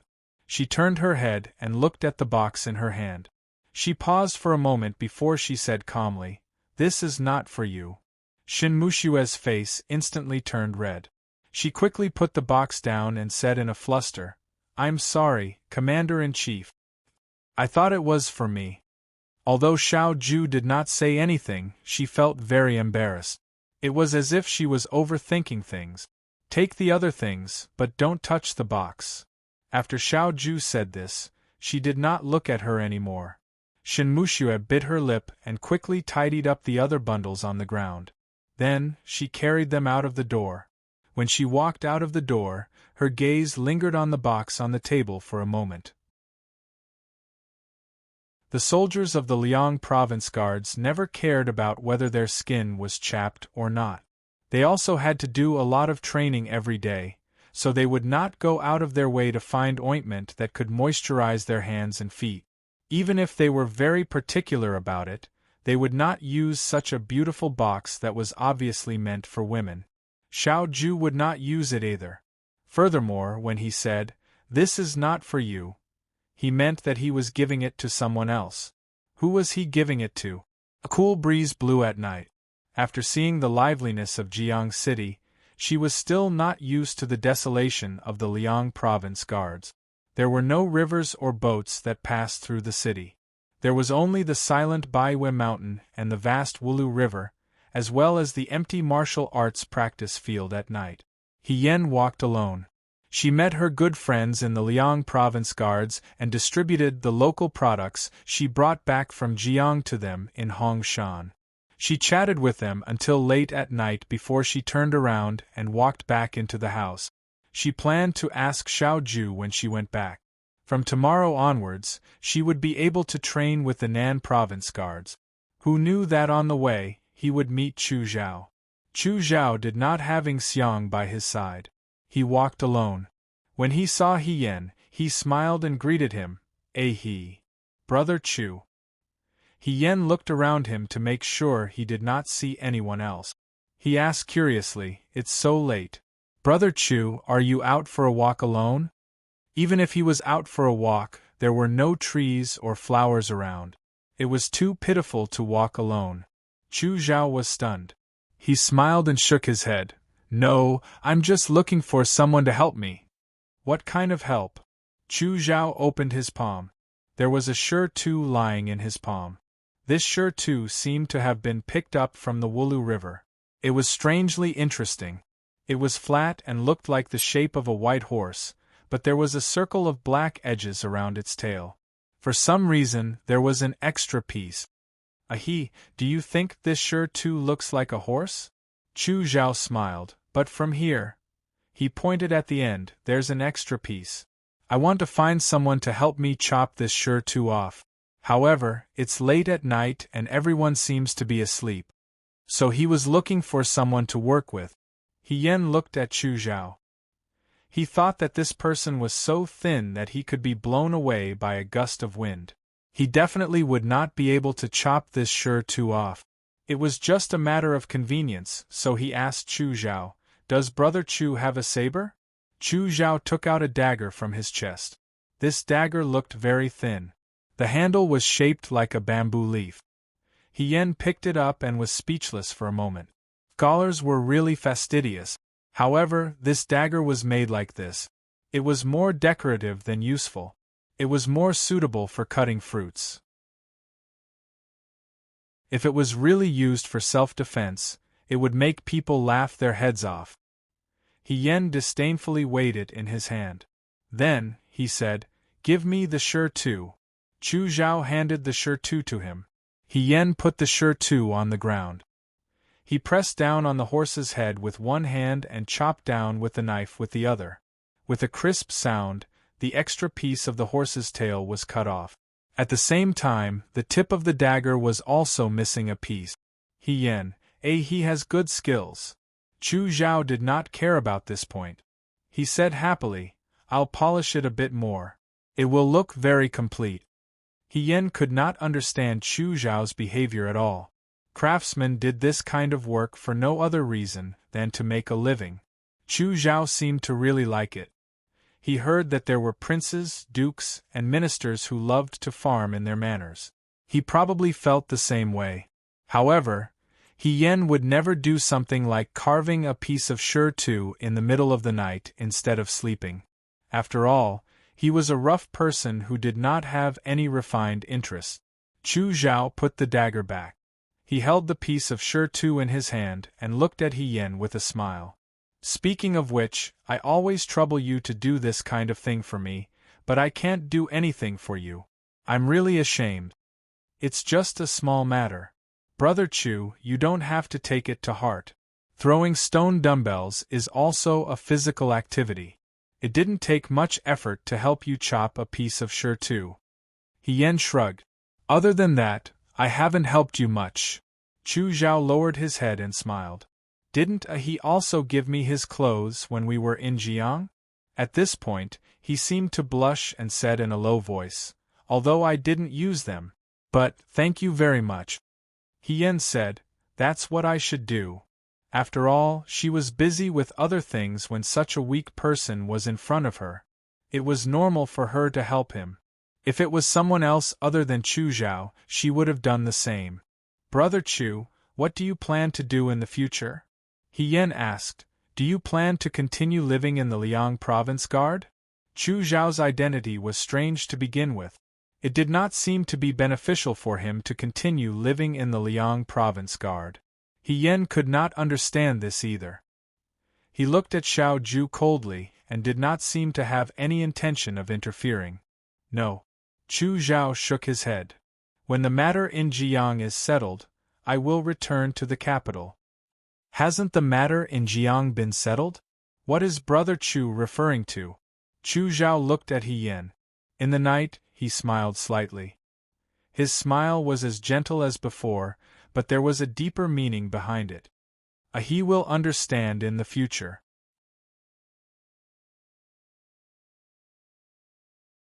Chapter 163. After helping Chu Zhao chop Shi, He Yen went back to her room. She didn't close the door when she left, so it was wide open. She could see Xiao Ju's room. Xiao Ju was sitting in front of the table. He wasn't reading the military pamphlet anymore. Under the light, his eyes were closed, and he was rubbing his forehead. He Yen thought to herself, poor thing. He hasn't even rested since he came back.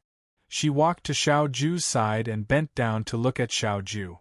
The dim light fell on his face, making his handsome face look even more hazy. His eyelashes were thick and long like tiny fans. She couldn't help but want to reach out and touch them. Just as her fingertips were about to touch his eyelashes, someone said, "What are you doing?" He Yen suddenly withdrew her hand. He had already opened his eyes, and his cold gaze swept past her face. Nothing. He Yen stood up straight as if nothing had happened. There's a bug on your face. I helped you get rid of it. Xiao Ju couldn't be bothered with her. It's already so late, He Yen said. Commander-in-Chief, you should sleep. You've been reading the military pamphlet for half a day. Aren't you going to rest?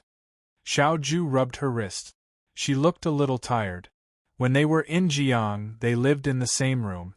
There wasn't even a central door to shelter them. But at that time, they didn't have much to do except for the last few days. Every day, they just turned off the lights and went to bed early. Once they returned to Jiang, there were many things to do. I'll sleep after I finish reading, he said. Am I going to train with the Nanfu army tomorrow? He Yen asked, do I need to tell Liang Jiao? Xiao Ju, no, I've already told Liang Ping. He Yen nodded. You don't seem to be worried? He raised his eyebrows. Why should I be worried? The Nanfu Army's daily training is much more than the Liang Province Guard's daily training. I already knew that. He Yen sighed and said, people always strive for greater heights. Of course. She was not worried about things like training. It was nothing more than suffering. Suffering in the South Prefecture Army was much better than suffering in the Liang Province Guard. At least he had a better future. As she spoke, she caught a glimpse of a food basket on the small table beside her. The small table was previously filled with Chui Yueji's local produce, but it should have been cleaned up by someone at this moment. The food basket was particularly conspicuous. He Yen asked, Commander-in-Chief, have you not eaten?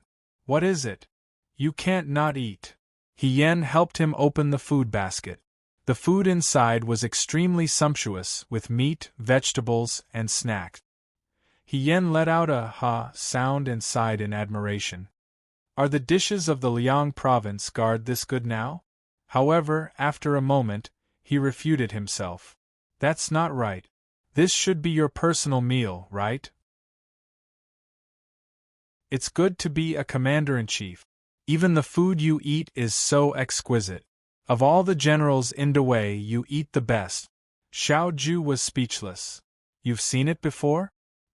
He Yen thought to himself that she had indeed seen it before. When she was a General Feihong, the food she ate was not even half of what Xiao Ju ate. It was good enough to have meat, let alone snacks.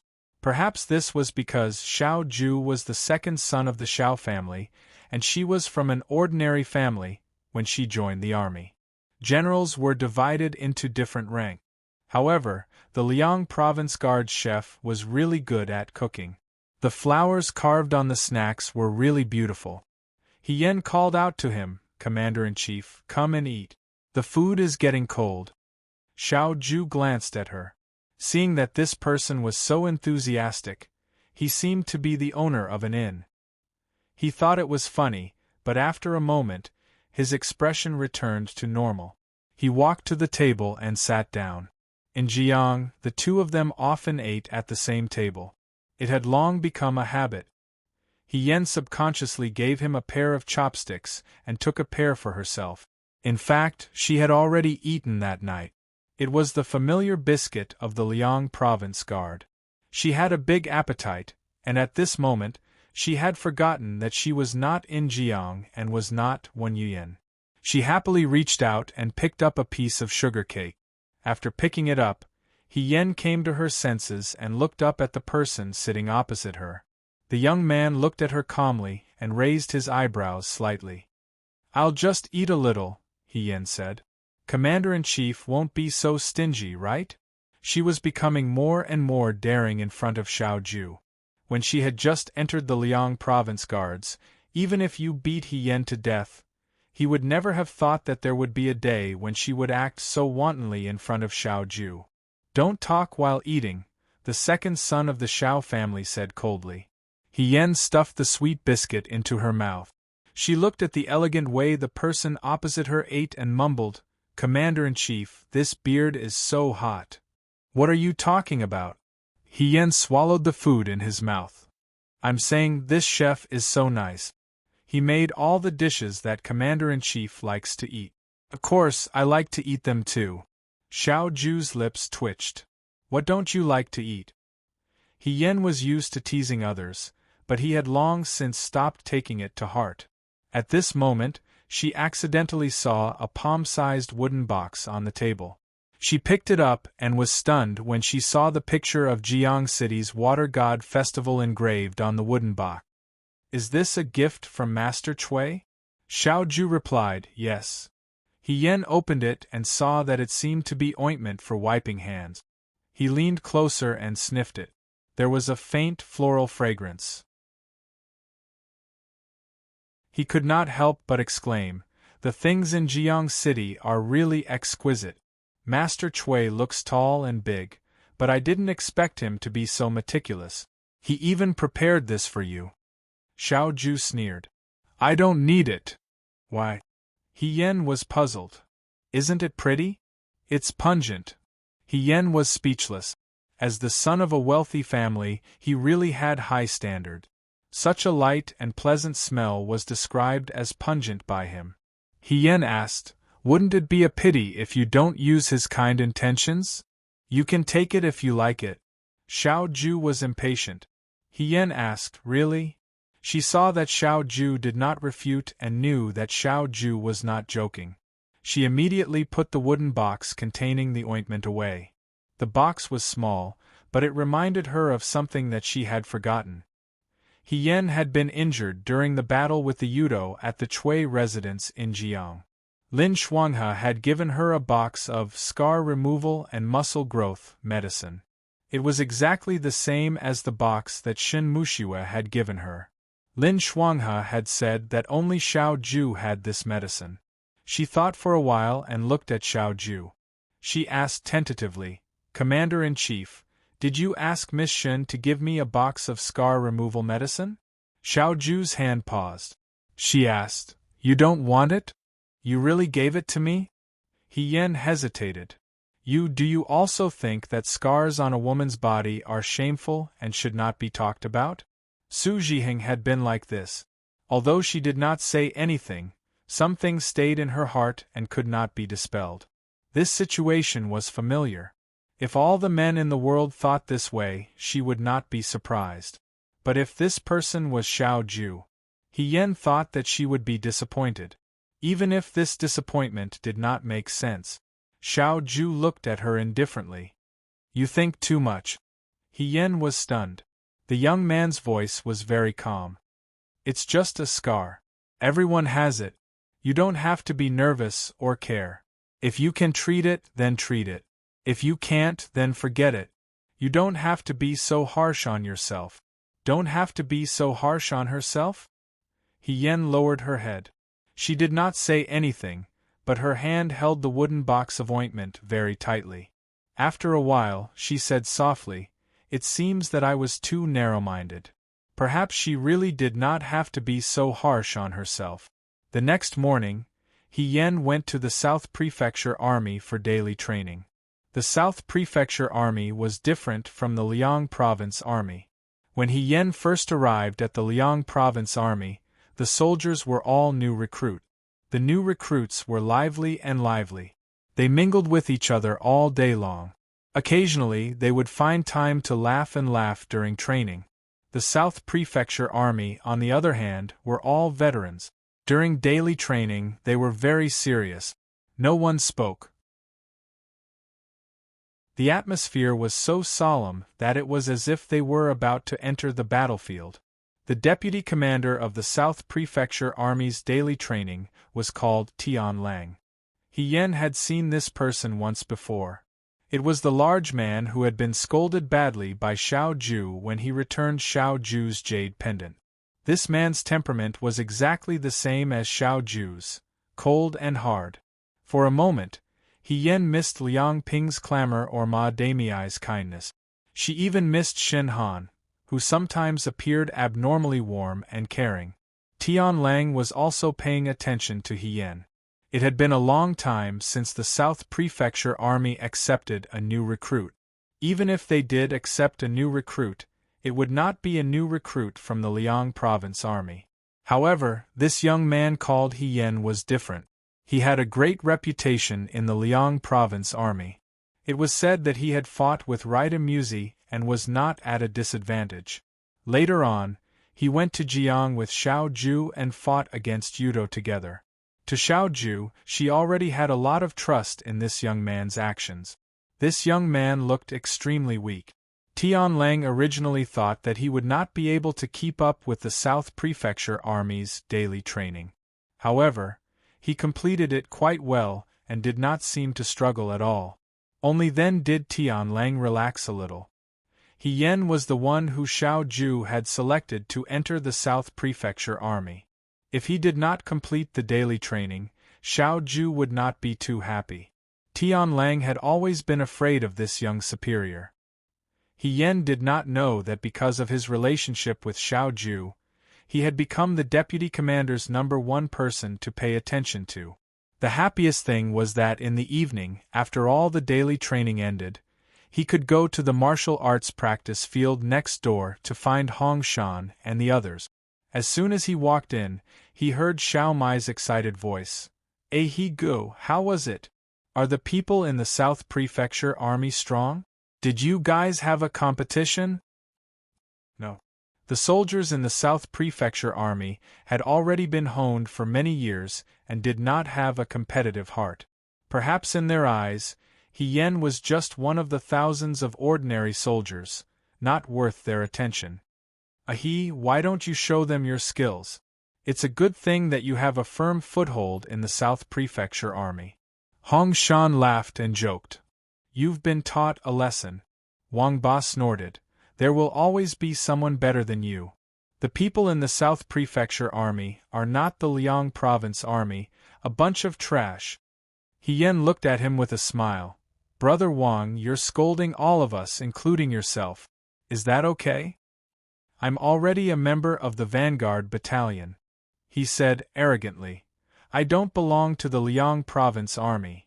Jiang Jiao was speechless. That's still the Vanguard Battalion of the Liang Province Army. As he spoke, Hien jumped onto the railing next to the martial arts practice field. She liked to sit on it and swing her legs like a swing. However, as soon as she jumped onto it, something rolled out from her bosom. It landed next to Shirtu's feet. Shirtu bent down and picked up the thing on the ground. Xiao Mai asked, What's this? Can it be eaten? It looks like a hand ointment? Huang Xiong asked. I've seen my little sister use it before. What's the picture on it?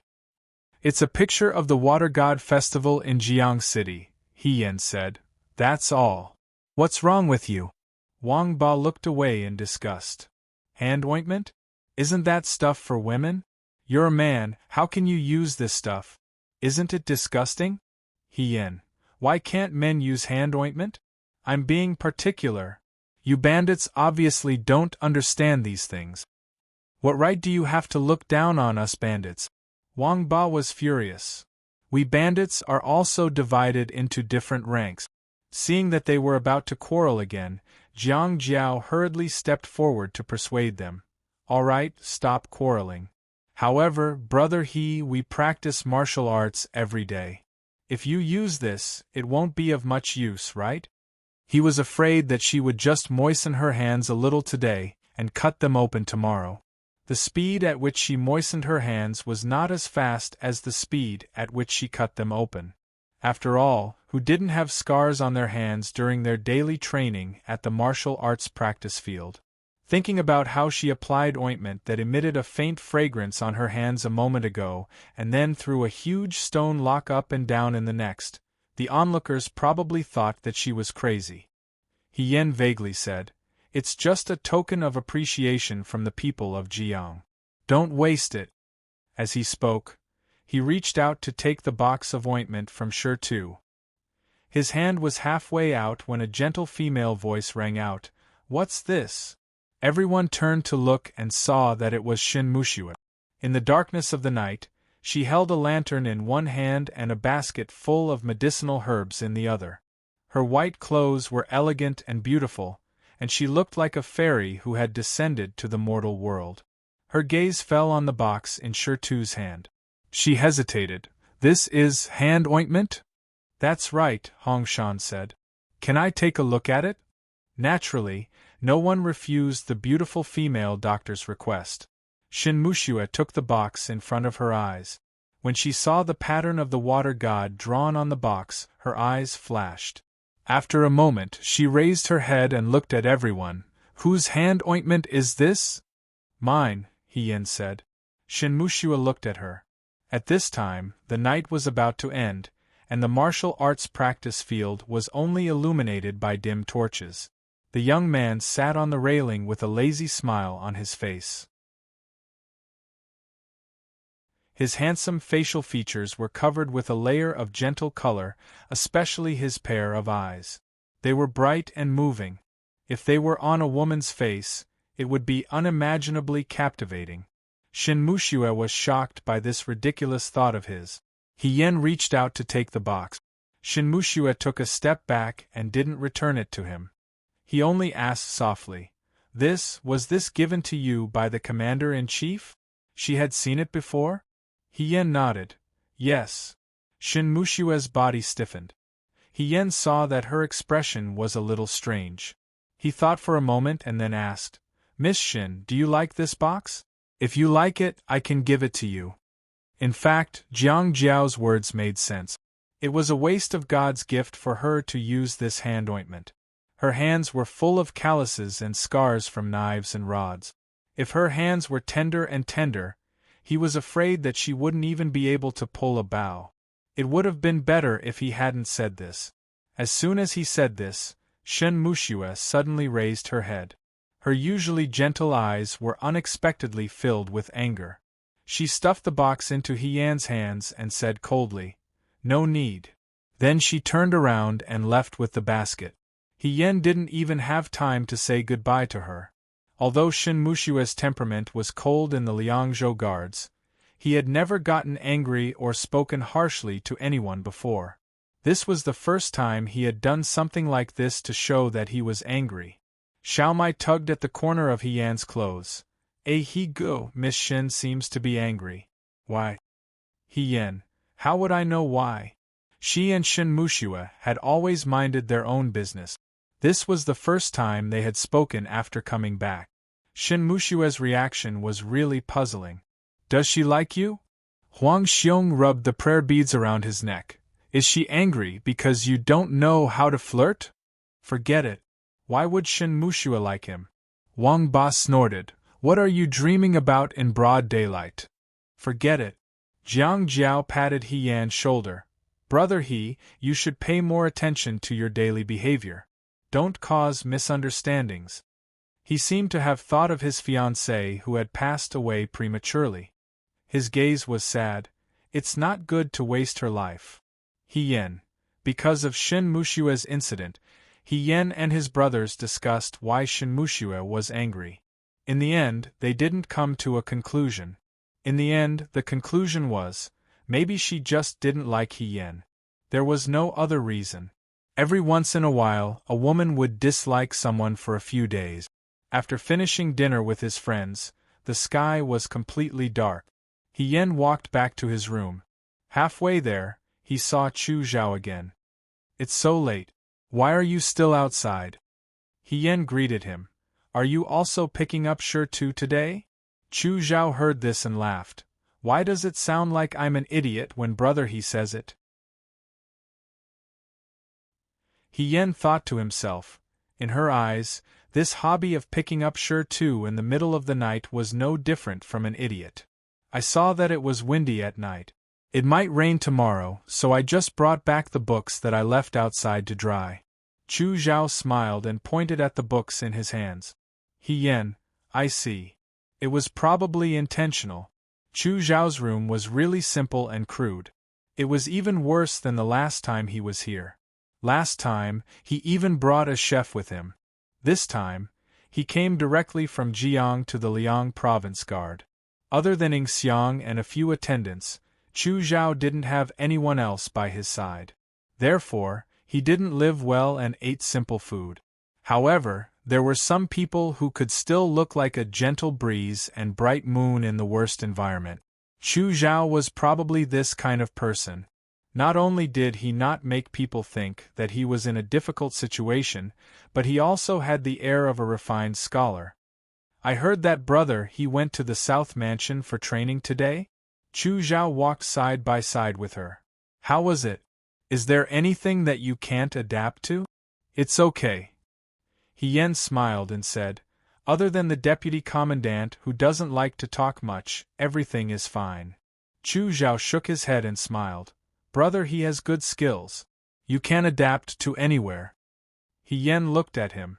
This person always had a good temper and looked gentle and refined. He also knew that she was one of Xiao Ju's people. Her position was delicate, so she never asked about military matters. He had a good sense of propriety. Even if they were just chatting on a daily basis, this was a daily conversation that had nothing to do with anything. If it was a normal person, a normal girl, over time, she would definitely feel guilty towards him and feel that she was measuring the heart of a gentleman with the yardstick of a petty person. In addition, with Chu Zhao's appearance, this bit of guilt could easily turn into pity. If pity went one step further, it would become love.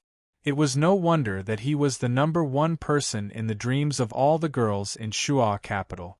However, after looking at Xiao Ju's face too much, she would feel that this kind of gentle smile was a bit polite and that his thin figure seemed a bit too weak. He Yen felt a chill in his heart. He felt that the Hongshan people saying that a girl will always find a few people unpleasant to the eye in a month seemed to be true. For example, right now, Chu Zhao didn't do anything, but she was still being so picky. She was really being unreasonable. To prevent himself from thinking too much, He Yen asked Chu Zhao, "Brother Chu's temper is so good. You should rarely make a girl angry, right?" Chu Zhao was puzzled. "Brother He, which girl did you make angry?" This person was too sharp. He Yen half-heartedly replied, "She's not angry. It's just that when Dr. Shin saw me today, her expression was a bit strange. My friend told me." Although it was hard to say this, He Yen still said it.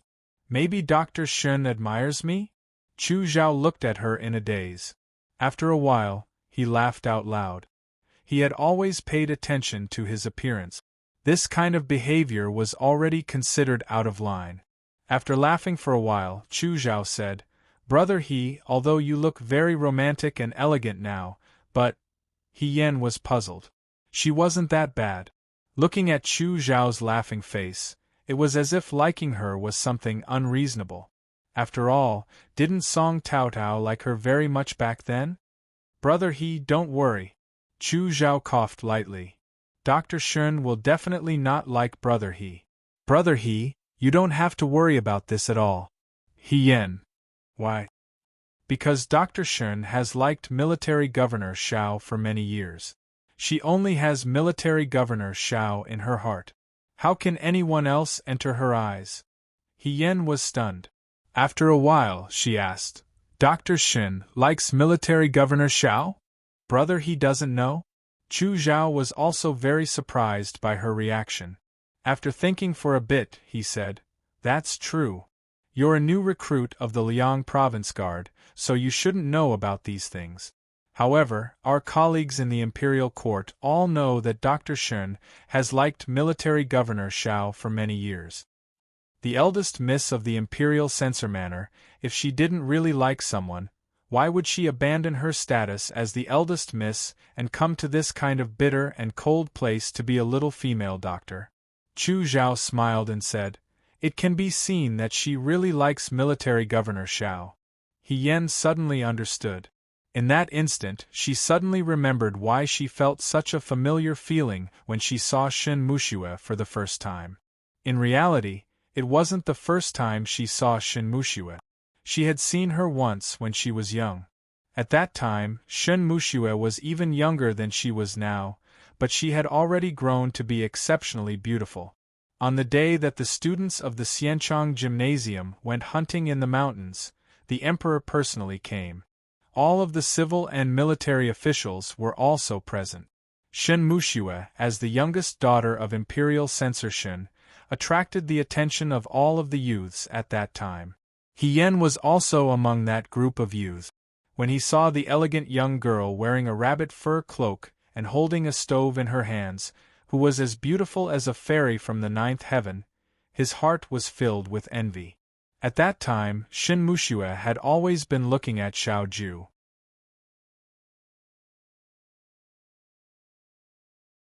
Chapter 164. He Yen still remembered that at that time on the hunting grounds, they were all teenagers. When they suddenly saw such a beautiful young girl, they were naturally attracted to her. It seemed to be Lin Shuanghe. He even said, Such a beautiful girl. If I say that she is worthy of being the #1 beauty in Shuo City, no one would object, right? No objection, no objection. I didn't think that with Imperial Censor Shun's bad temper, his daughter would be so beautiful. Imperial Censor Shun was an upright and sharp person. He dared to speak frankly in front of Emperor Wenxian. Normally, he was very strict. If anyone in the court made a slight mistake, he would report it. However, when the previous emperor was alive, he had praised Imperial Censor Shun for his Dewey character. The current Empress Dowager also liked him very much. His position was stable and could not be shaken. His colleagues in the court could only stay away from him. The more his colleagues isolated Imperial Censor Shun, the more Emperor Wenxian felt that Imperial Censor Shun was pitiful and upright. He was a clear stream among the officials, so he was especially tolerant of him. With such a bad temper as sure too as a father, his daughter was born with a completely different beauty. If an old man was not easy to get close to, his temper would be strange and harsh. If an elegant girl was not easy to get close to, it would be cold and otherworldly. He Yen still remembered that although Shin Muxue was a girl and was not very old at the time, when the hunting ended and the Xiao Ju came out to receive the emperor's reward, the cloak fell to the ground. Originally, it should have been picked up by one of his servants, but that fairy-like eldest young Miss Shen walked forward herself, held the cloak, and handed it to Xiao Ju on the horse. The group of teenagers was shocked. Someone said sourly, It's over, it's over. We were talking excitedly here, but this girl took a fancy to Brother Huijin. Why does this girl like Brother Huijin so much? At least leave us some face. Lin Shuanghe waved his fan and sighed. Naturally, it's because this eldest Miss Shin is also someone who looks at faces. He Yen also followed the crowd's gaze and saw that the young man on the horse was unruly and dissolute, while the lady below the horse was reserved and elegant. Just based on their appearance alone, they could be called an immortal couple. They were very compatible. She silently lowered her head and looked at her empty hands that had not caught a single prey. she sighed silently in her heart. Outstanding people should be together with outstanding people. The only thing she could do was to stand far away and watch others in high spirit. Brother He? Chu Zhao's voice pulled He Yan back from his thoughts. He Yan regained his senses and asked, but Miss Shen came all the way to Liangzhou. Will Censor Shen agree? Imperial Censor Shen only had one son and one daughter. Compared to his strictness towards his eldest son, he was much more doting towards his youngest daughter. Shen Muxue looked well-behaved and well-mannered. Although He Yan did not think that it was an unforgivable sin for a woman to go to the military camp, in the eyes of most people, it was a betrayal. As an imperial censor, how could Censor Shen allow his daughter to act so recklessly? Miss Shen is determined to leave. Censor Shen can't change her mind. Besides, Chu Zhao smiled, speaking of which, when General Xiao was still alive, he had a close relationship with the Shen family. Censor Shen and General Xiao were good friends. After the Xiao family's incident, Censor Shen also helped a lot. Military Governor Xiao is young and promising. Censor Shen trusts him, and... He paused.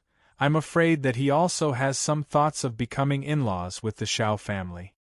He Yan's heart skipped a beat and unconsciously retorted, how is that possible? Chu Zhao looked at her as if he didn't understand He Yan's reaction. Why is it impossible? The governor usually doesn't get close to women. He Yan pretended to be indifferent. He only cares about military affairs. From what I see, he doesn't have much contact with Shen Muxue. Xiao Ju was cold to everyone, and she never treated Shen Muxue well. You're a girl, Chu Zhao smiled. You don't understand men's thoughts. If there's such an excellent and gentle girl who doesn't say anything every day and silently accompanies him on his campaigns, even a cold-hearted person will be moved. Being moved will turn into pity, pity will turn into love. Since Governor Xiao didn't chase her away, it was because he felt pity for her. He Yan pursed her lips and didn't speak. She only felt that Chu Zhao's words were not pleasant to hear. If it were you, would you also change from pity to love? He Yan asked. Chu Zhao froze for a moment, then shook his head and said, no. Then why wouldn't you? Chu Zhao looked at her, a trace of a smile in his eyes. I don't like gentle girls. I like girls who are lively and lively. He Yan glanced at him and didn't speak. It was hard to imagine that such a gentle and quiet person like Chu Zhao would actually like lively and lively girls. The room was right in front of them. Chu Zhao smiled. I'll leave you here. Rest early tonight, you still have day training tomorrow. He Yan nodded, thanked him, and entered the room. The door was closed today. He didn't know if Xiao Ju was asleep or not. If it were any other day, He Yan would probably knock on the door and pick the lock to say a few words. However, today, she wasn't in the mood. After washing up, she lay on the bed and thought about what Chu Zhao said just now. She couldn't help but feel a little upset. Xiao Ju and Shen Muxue? She didn't think so at first, but after hearing what Chu Zhao said tonight, she suddenly realized that there were some things she had overlooked. Why was there only one female doctor in the Liang Province Guard, Shen Muxue? She had heard Shen Han call Shen Muxue Miss Shen. Those military instructors were not only grateful to Shen Muxue, but also respected her. So it was because of this. Imperial Censor Shen's daughter, General Zhao's son. Their family backgrounds were similar, their appearances were similar, and even their fathers were good friends. He Yan turned over and faced the wall. He thought bitterly that they really were a good match. The next day it was day training again. With the experience of the first day, he was much more familiar on the second day. The day training in the Nanfu army didn't have a two-person unit. Since there were no battles, it was peaceful. In addition, the Nanfu army mostly trained in troop formations. He Yan was already familiar with troop formations. He could keep up with the changes in troop formations and never be a burden. This made Tian Lang feel a little surprised. How is it? Shen Han looked at He Yan in the troop formation and asked Tianlang, "Is this kid okay?" Although He Yan was now a member of the Nanfu army, he was still a member of the Liang province guard. Shen Han was very concerned about him. Moreover, this kid had a close relationship with Xiao Ju. Shen Han thought that he should always pay attention to He Yan. Tianlang said, "His aptitude isn't bad." Shen Han was amused. When He Yan had just arrived at the Liang province guard, Xiao Ju had personally judged him to be lacking in aptitude. At that time, none of the military instructors thought highly of He Yan. They thought that He Yan would be forced to be a vanguard soldier sooner or later. They didn't expect that He Yan would go the furthest now. As expected, no one could say for sure what happened on the battlefield. The other military instructors also came over. Currently, the recruits of the Liang Province Guard were resting. The Nanfu army didn't have much time to rest, so they came over to see how He Yan was adapting. He didn't embarrass the Liang Province Guard. Liang Ping was very proud. He even pretended to be modest as he said, "Deputy Chief Tian, please teach this kid more in the future. Don't worry about our reputation.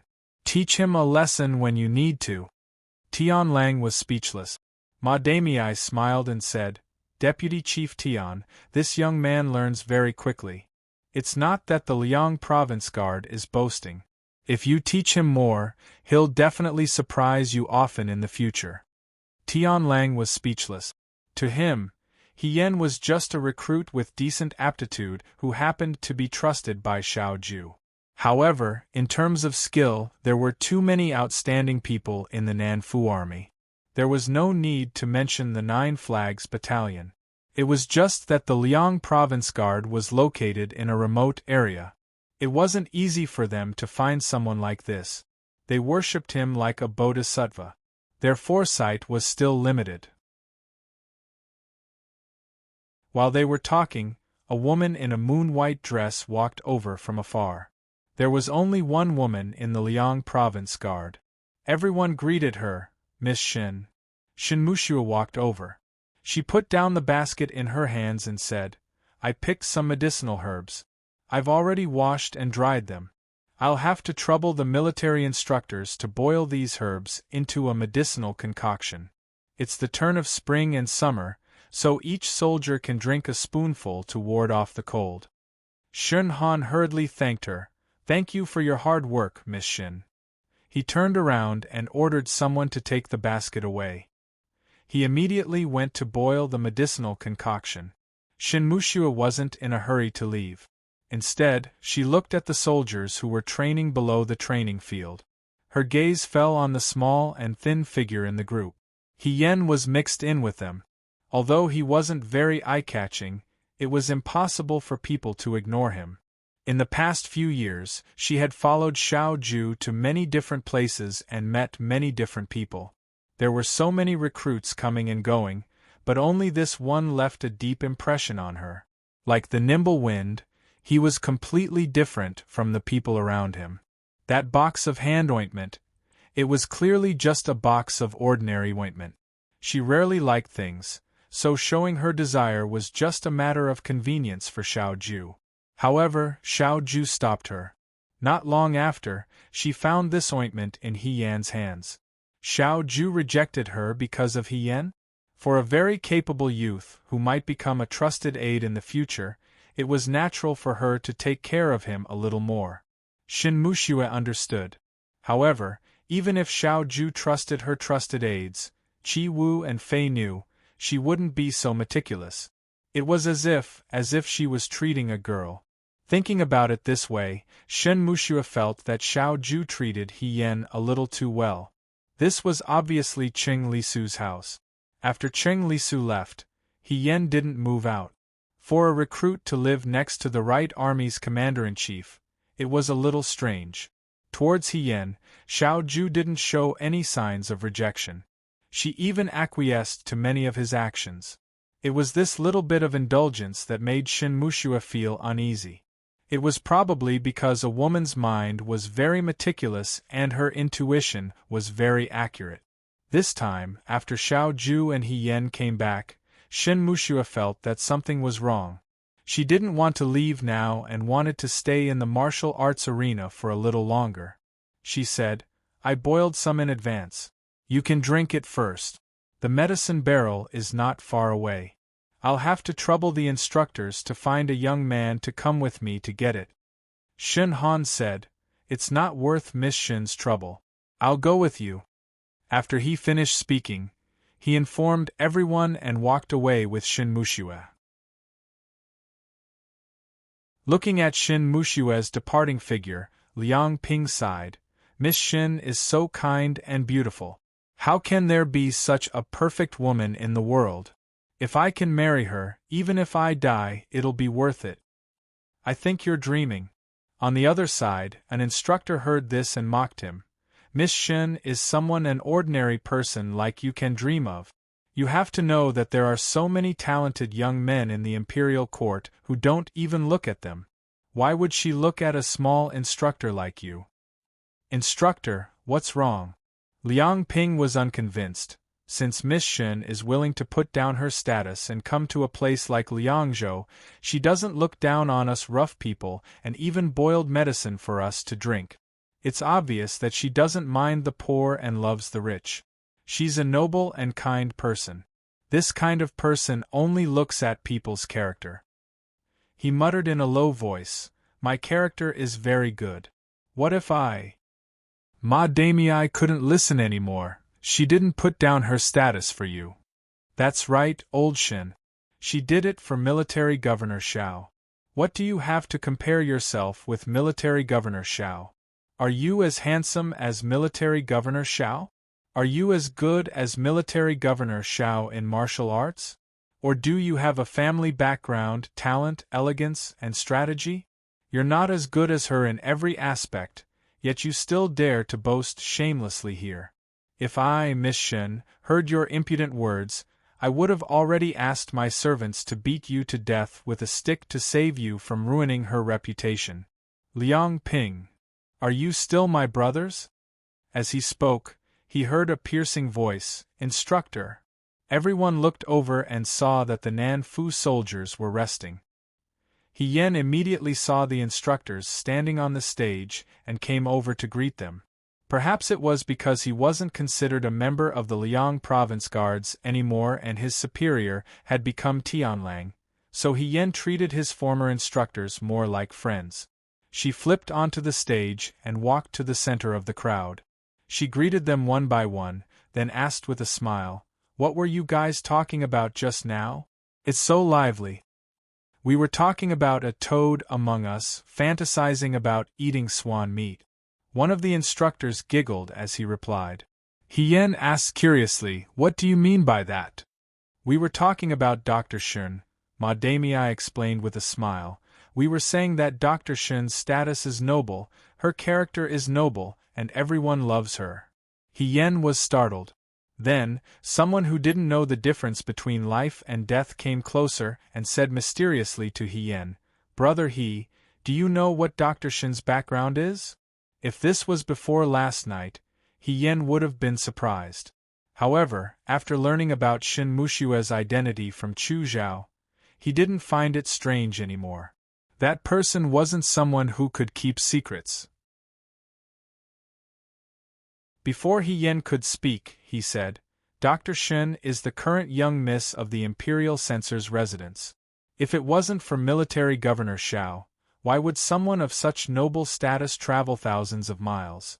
If I had such a beautiful person to treat me like this, I would definitely only treat her well in my entire life. Hien wondered if she had been fighting with the name Shin Mushua recently. One by one, why did they all line up to stab her in the heart? What you're saying isn't reliable, Liang Ping refused to admit defeat and stubbornly insisted. If Military Governor Xiao really likes Miss Shun, why hasn't he said anything until now? I'm a man, I know best.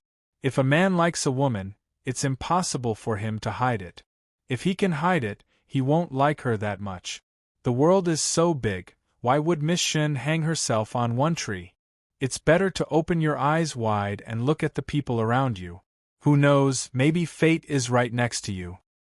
Liang Ping, you're really sick and seriously sick. I think Dr. Shen should give you some medicine to look at your eyes. What's wrong with your brain? How can you say such shameless things? Everyone was making a ruckus. Tian Lang quietly took a step to the side.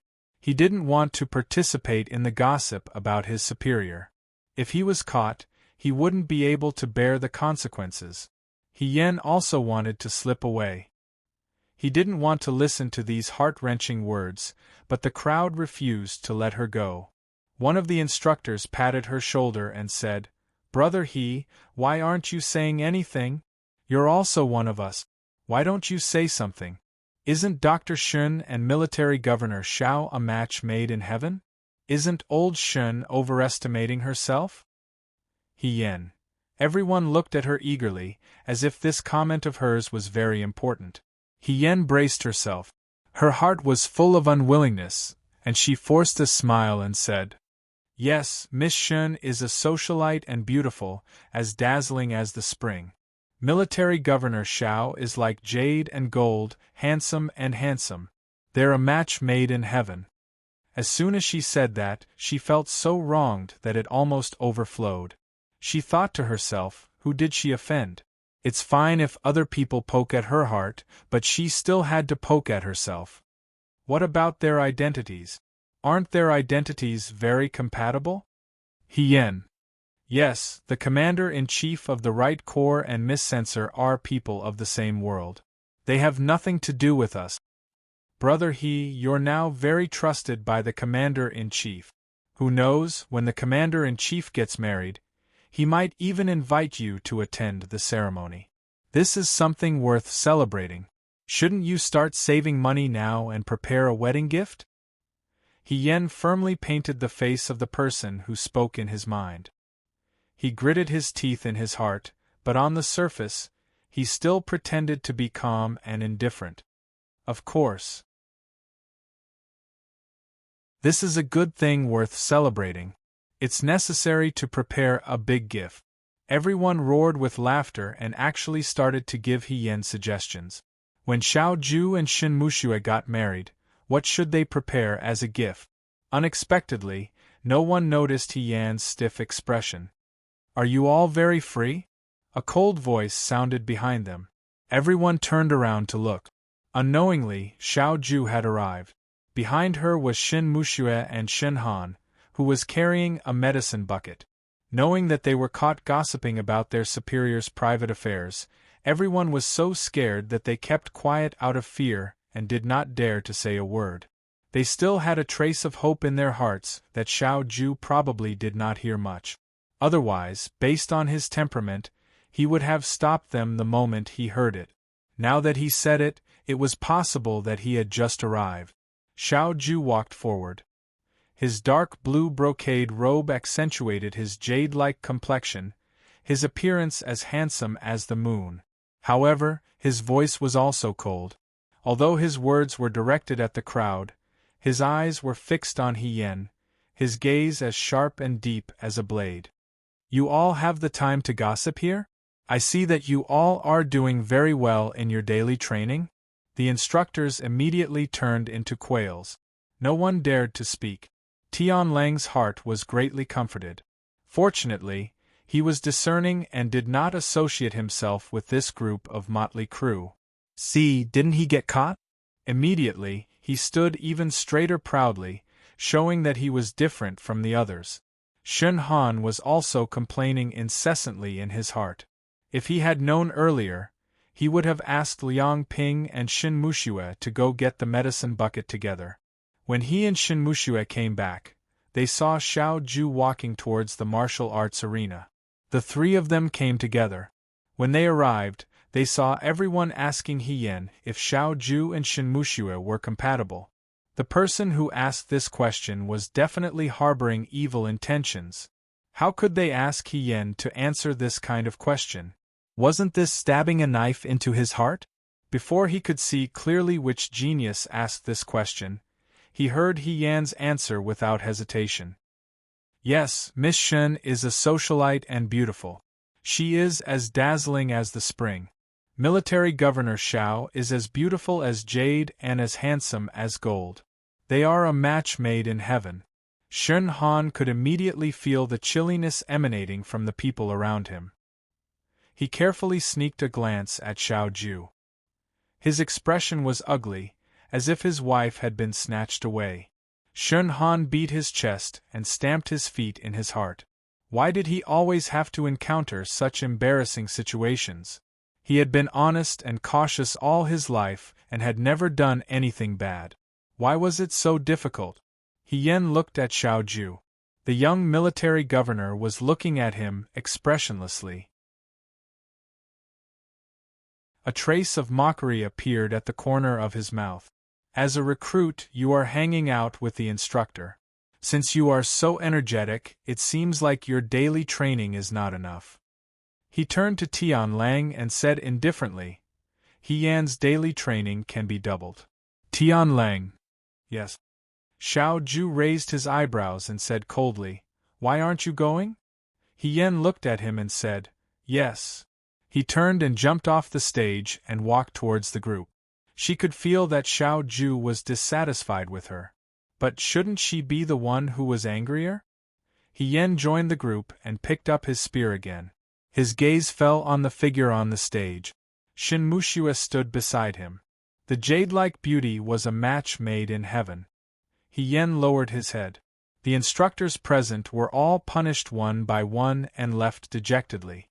Before they left, they were warned that if anyone dared to speak nonsense in the Liang Province Guard, they would pack up their bags and go back home.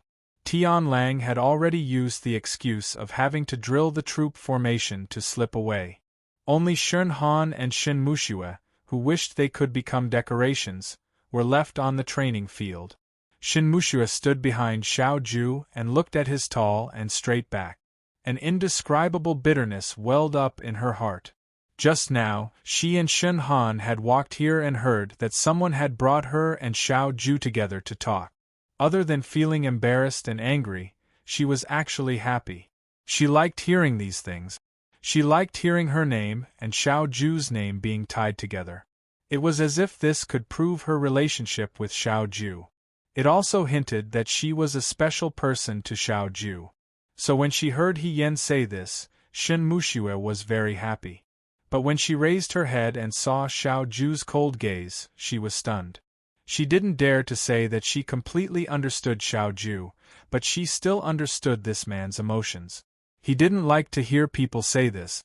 It was completely different from how happy he was. Xiao Ju was even a little angry. Why would someone be angry when they heard this? There was only one reason. The person who heard it didn't like him at all. Xiao Ju didn't like him. Shin Muxue's expression darkened. In his sadness there was also some doubt. If he didn't like it, he could ignore it. But this kind of anger was still a little unexpected. Xiao Ju was a person who didn't show his emotions. He didn't care about many things. He cared a lot. Why?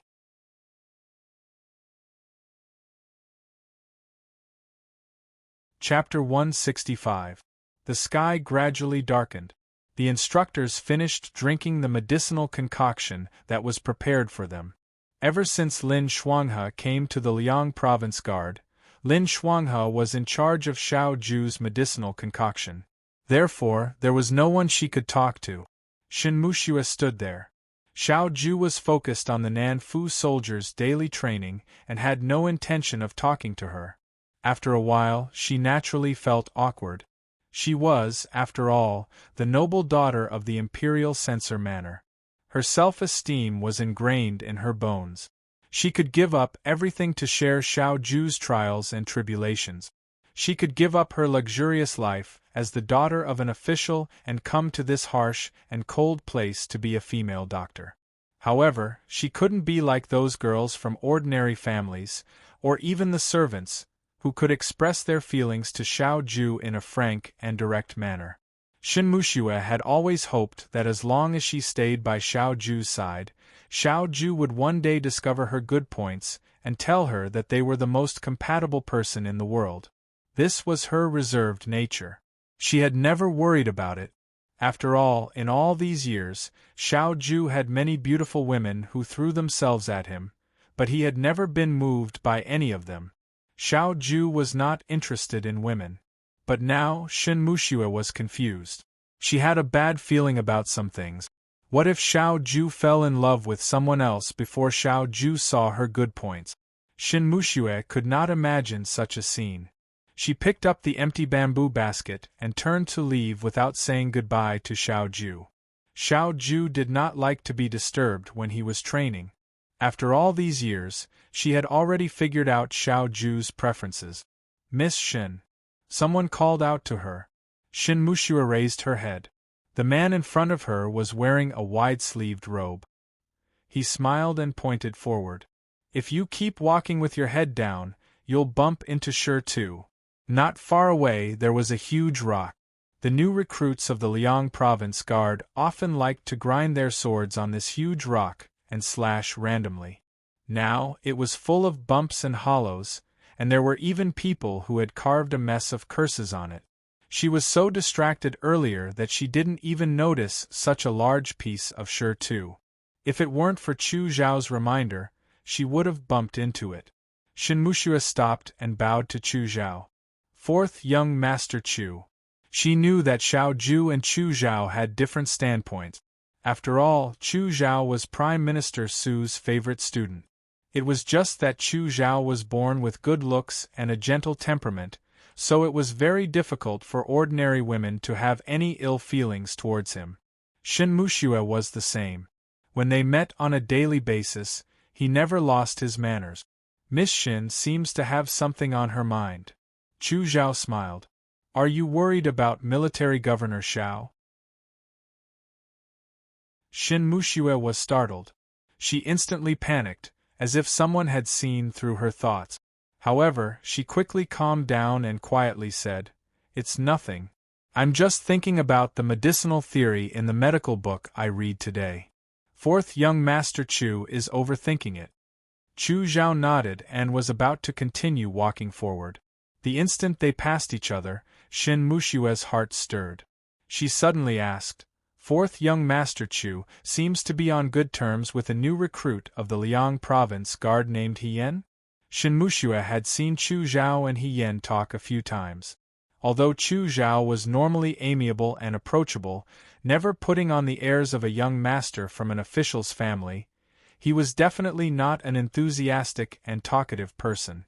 In the Liang Province Guard, apart from talking to that excessively beautiful servant girl, he didn't have much interaction with anyone else. However, when he talked to Hien, his attitude was very cordial. "Brother He?" Chu Zhao paused. "Brother He is a good friend of mine in the Liang Province Guard. Why is Miss Shin looking for him?" Since he admitted it so directly, Shin Muxue didn't know what to ask. After a moment, she looked towards Chu Zhao. "When the Yudo sent troops to Jiang, I heard that fourth young Master Chu was also there. He even stayed with the governor and the others at the Middle Cavalry Daren's residence. Fourth young Master Chu is also a good friend of Hien. Presumably you know quite a bit about Hien." Chu Zhao quietly listened to her speak. Shin Muxue hesitated for a moment before asking, "How is the governor's relationship with Hien? Do they get along well?" Miss Shin's question is a bit strange. Chu Zhao's gaze swept past the woman in front of him. Shin Muxue nervously tugged at the corner of her skirt. Chu Zhao smiled. "Brother He is very skilled and straightforward. Military Governor Xiao trusts him a lot. Miss Shin should know better than anyone that Military Governor Xiao is definitely not someone who is easy to get close to. However, Brother He is not an ordinary person. He seems to have easily opened Military Governor Zhao's heart. Rather than saying that they are a master and a trusted subordinate, I think that Military Governor Xiao and Brother He are more like friends." "Friends?" Shin Muxue's voice became slightly sharp for a moment. She frowned. "How can the governor of the Right Corps and a new recruit be friends with such a big difference in status?" Chu Zhao smiled. "Miss Shin's words are wrong. When making friends, one should follow one's heart. Age, status, and position are not important. How can there be a difference in status between friends? Military Governor Xiao has always treated brother He very well. When they were in Jiang, the two of them shared a room and ate at the same table. Military Governor Xiao even bought clothes for brother He. It's a bit too far-fetched to say that they are superior and subordinate. Shen Muxue was secretly shocked when she heard that. Xiao Ju loved cleanliness and was a loner. Eating at the same table with others was already the limit. Sharing a room? She found it hard to imagine that he even bought clothes for He Yen. When did he ever care about other people's trivial matters? Chu Zhao stared into Shen Mushue's eyes. Miss Shen, what are you worried about? Shen Muxue met his thoughtful gaze and couldn't help but take a step back. She subconsciously shook her head and denied. Nothing. Miss Shen, you are a woman. Since you can travel thousands of miles from Shuajing to Liangzhou, you should be a determined, brave, and magnanimous person. Why are you scared about this matter? Shen Muxue pursed her lips and didn't say anything. I can roughly understand what Miss Shen is worried about. Brother He is my good friend, so I can't say too much. However, I also admire Miss Shen's intentions. So, if Miss Shen really can't let it go, why don't you personally investigate? Sometimes, he said faintly, people should trust their own instincts. Especially women. Shen Muxue raised her head. The man in front of her was still smiling. His gaze was gentle and caring, but it made her feel a faint chill. I don't understand what fourth young Master Chu is talking about. She frowned and tightened her grip on the basket in her hand. She quickly walked around Chu Zhao. I have to go back and concoct the medicinal ingredient. Fourth young Master Chu, goodbye. Shen Muxue hurriedly left. Looking at her back, she seemed a bit embarrassed. Chu Zhao looked at her back and the smile on his face disappeared. After a while, he lowered his head and muttered to himself, It's getting more and more interesting. Shen Muxue, he muttered, Xiao Huijin, which one will you choose? On the martial arts field, the day training for the new recruits had ended. When Lin Shuanghe passed by the martial arts field, he happened to see Xiao Ju dispersing the southern house soldiers. He went up to greet her and planned to go back with Xiao Ju for dinner. Huijin, have you been training my sister He too hard these past few days? I haven't seen her in a long time. I have to remind you that she still has injuries. Although they aren't very serious, a girl can't be compared to a man. She should rest more. You should be more considerate. Xiao Ju coldly said, Mind your own business. How can this be called mind your own business? Sister, he is my friend and also your friend. Friends should help each other. Mind your own business first. Lin Shuanghe waved his fan. He could sense that Xiao Ju wasn't in a good mood today. Although she didn't show her emotions on her face, but, after all, they had been friends for many years. Some small details could still be detected. Just as he was about to ask, he looked up and saw someone not far away also walking forward. The Liangzhou guards came and went. Other than the new recruits, there were also the instructors. People who didn't wear the same uniform were always particularly eye-catching. Lin Shuanghe said, Fourth young Master Chu? Chu Zhao turned his head and saw Xiao Ju and Lin Shuanghe. He nodded and said, Military Governor Xiao, young Master Lin. It's so late. What are you doing here? Lin Shuanghe asked. I just went for a walk by the Wulu River. I'm going back now. The weather was gradually warming up. With the heat of early summer, the Wulu River was no longer as cold as winter. It was cool and pleasant. Walking at night was indeed comfortable. Xiao Ju was as cold as ice. She didn't even bother to respond to Chu Zhao. Lin Shuanghe was a smooth talker. He couldn't make the atmosphere so stiff. However, he didn't have much interaction with Chu Zhao in the first place, so he could only try to find something to talk about. He asked Chu Zhao, Fourth young Master Chu, what's that tied to your waist? Chu Zhao followed his gaze and smiled. It's just sure too. Lin Shuanghe was somewhat curious. Chu Zhao was the fourth young master of the Chu clan and Su Jingfu's favorite student. Although he didn't wear extravagant or expensive clothes, he was still very particular. He thought that Chu Zhao had a piece of jade on his waist. He didn't expect it to be sure too. Was the Chu clan about to fall? Were they that poor? As if seeing the surprise in Lin Xuanghe's eyes, Chu Zhao smiled. He untied the shirtu from his waist and handed it to Lin Xuanghe. Lin Xuanghe glanced at it.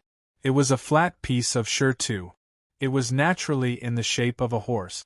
There were traces of abrasion on the tail. It was also chiseled at the head and body of the horse. If it was made of jade, it would be interesting and lively. However, if it was made of shirtu, it looked more like a toy for children to play with. There was nothing special about it. It was indeed just a piece of shirtu. Fourth young Master Chu, why would you tie a piece of shirtu to your body? Lin Xuanghe returned the shirtu in his hand and coughed twice. This shirtu is not worthy of fourth young Master Chu's status. A friend's goodwill is priceless even for shirtu, Chu Zhao replied very seriously. When Lin Xuanghe heard this, a mischievous thought appeared in his heart. He smiled and looked at Chu Zhao. Fourth young Master Chu, are you saying that this is a gift from a girl in your heart? His opinion of Chu Zhao had changed greatly. After all, Chu Zhao was someone that Su Pingding had taken a fancy to. No matter how powerful Chu Zhao was, he wasn't powerful enough to openly oppose Prime Minister Su. Moreover, Prime Minister Su doted on his beloved daughter the most. Su Pingting's standards were very high. There was no way she would gift a piece of shirtu to Chu Zhao. A girl who could gift something like this was most likely a daughter of an ordinary family. Chu Zhao dared to openly wear a gift from a girl other than Su Pingting. Wasn't he afraid of being discovered by the father and daughter of the Su family? He would have to bear the consequences. How could this not be admirable? Chu Zhao was stunned for a moment. He shook his head and smiled. It's not a girl in my heart. It's brother he. As soon as he said this, the surroundings fell silent. Xiao Ju's gaze fell on Chu Zhao's face. Lin Xuanghe couldn't wait to ask, you said? Brother he gave it to you? You could say so. Chu Zhao said. She was the one who carved the shirtu. Lin Xuanghe turned pale with fright. Despite all his precautions, He Yen still fell for her. She was even willing to give him shirtu. It was clear that she liked it very much. However, she couldn't be blamed for this. She was at the age where she was experiencing her first awakening of love. Who could resist the attack of a gentle and kind beautiful young master? If it was someone else, it wouldn't be a big deal. However, in Lin Xuanghe's opinion, Chu Xilan wasn't a good match. Not to mention the mess that Chu Xilan's father, Chu Linfeng, had in his courtyard, Su Pingting alone was difficult to deal with. After all, He Yen didn't have any status or background. If Su Pingting wanted to find a reason to deal with He Yen, it would be a piece of cake. If Chu Zhao really cared about He Yen, the best thing to do would be to stay away from him. However, if he didn't hide it, wouldn't He Yen become a live target for Su Pingting to find trouble with? Moreover, Chu Zhao knew that He Yen was a woman. For a moment, Lin Xuanghe, who had always been kind to others, looked at Chu Zhao with hostility. Who was Chu Zhao? He noticed Lin Xuanghe's sudden hostility, but his expression didn't change. He looked at Xiao Ju. The young master's dark blue brocade robe had a layer of coldness to it under the night sky. His figure was tall and handsome, and his eyes were dark as he looked at Chu Zhao indifferently. There seemed to be a sharp edge to his gaze. He smiled and cupped his hands. I've arrived at my room. I won't disturb Military Governor Xiao and young Master Lin. See you tomorrow. As he spoke, he turned and walked in another direction.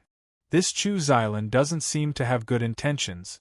Lin Xuanghe looked at his back and muttered. He seemed to have come for He Yen. The lights in the room were lit again. Xiao Ju changed his clothes and sat down at the table. During the day, he watched the training of the new recruits in the training field. At night, He had to read the military books sent from the capital. Lin Shuanghe sat at the side and looked at him. Not long after, he went out and came back in with a plate of preserved fruit. He quietly placed it on Xiao Ju's table. Xiao Ju looked at him. Today the kitchen here made some. Since you like it, you should eat more. Xiao Ju frowned. What's this? Plums. Lin Shuanghe slapped his thigh and said seriously, Don't you like to eat sour things? These were just picked and haven't been pickled yet. They're as sour as you want them to be. After a moment of silence, Xiao Ju said, Take them away. Lin Shuanghe stood up straight and waved his fan. I'm not leaving. Xiao Huijin, Chu Xilan has already said so. How can you sit still? If you don't act now, Chu Xilan will kidnap Mimi He. It's only a matter of time. The young man replied indifferently, It has nothing to do with me. You, me, and Mimi He went through life and death together in Jiang City. Even if we don't have feelings for each other, we still have loyalty. You and I both know what kind of person Chu Xilan is. We're all men. Even a fool can see what he wants. Chu Xilan can't get rid of Su Pingding, but he wants Mimi He to keep thinking about him.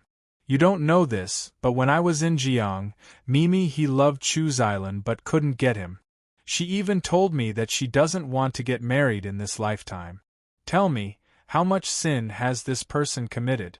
Xiao Ju lowered her eyes. Her gaze flickered, but she didn't stop Lin Shuanghe from continuing. He doesn't have the ability to marry her, but he still wants to seduce her. I think this person's conduct is improper. Lin Shuanghe said, My Mimi He is a bit stupid, but she's skilled and loyal. She's also pretty. Other than her family background being a bit ordinary, she's no worse than anyone else. She's such a good girl. We can't let Chu Xilan ruin her. Other than me, you're the only one in the Liangzhou guards who can compete with Chu Xilan. Go and lure Mimi He back. Then we can discuss this matter at length. Xiao Ju sneered. What kind of person do you think I am? I know. You've been wronged. Lin Shuanghe patted his friend's shoulder. But think about it. If Chu Xilan continues to be so unscrupulous, sooner or later, something will happen. Don't you dare say that Su Pingting doesn't have people by his side. Once the news gets back, Mimi He will be in big trouble. I can't just stand by and watch. You can't either. In any case, you two used to pretend to be husband and wife. How can you be so heartless? The more he spoke, the more he went overboard. Xiao Ju said, If you say any more nonsense, I'll have someone send you back to Shuajing tomorrow. Lin Shuanghe choked and sighed. I've said everything I need to say. If you don't do anything, I will. I can't let Su Pingding bully my Mimi He for nothing. After he finished speaking, he waved his hand and left. The room quieted down again. Xiao Ju's gaze fell on the plate of green plums on the table. Suddenly, she felt a little irritated. The pen in her hand paused and actually broke into two pieces. The next moment, there was a rustling sound from the central door. The door was unlocked with a click. The door was already open, but the other party still pretended to knock on the door. Commander-in-Chief, may I come in? Xiao Ju. If you don't say anything, I'll take it as a yes. The person said very naturally and pushed the door open. As soon as he entered, he was met with Xiao Ju's cold gaze. Cough. He Yen stood up straight. Commander-in-Chief, you're in the room. Why didn't you say anything? I thought you weren't here. Xiao Ju, what's the matter? I'm here to ask you. He Yen said seriously, when I train tomorrow, will it be the same as today's training, or will it be the same as before? Although he had offended Xiao Ju today and was angry, Xiao Ju was still his superior. He Yen still had to take the initiative to ask. If you have enough stamina, you can even increase it by 5 times. Why did it sound like her anger had not subsided and was getting worse? He Yen thought for a while and felt that it was better not to provoke Xiao Ju today. He nodded. I understand. Commander-in-Chief, rest early. I still have something to do, so I won't disturb you." After he finished speaking, he was about to leave. "Are you very busy?" Xiao Ju sneered. "What is it?" "Fourth young Master Chu wants me to look for him tonight. He said that he has something important to tell me." He Yan said, "It should be about time." She said this nervously. In fact, He Yan was not sure what Chu Zhao wanted to talk to her about. When Xiang came, he said it in a very serious manner, so no one dared to underestimate him. Xiao Ju looked up at him. Under the light, the young commander-in-chief was unbelievably handsome. His clothes were loose and his skin was like jade. However, his eyes were like a cold lake that had been frozen for 3 years. His gaze was so sharp that it made people feel afraid.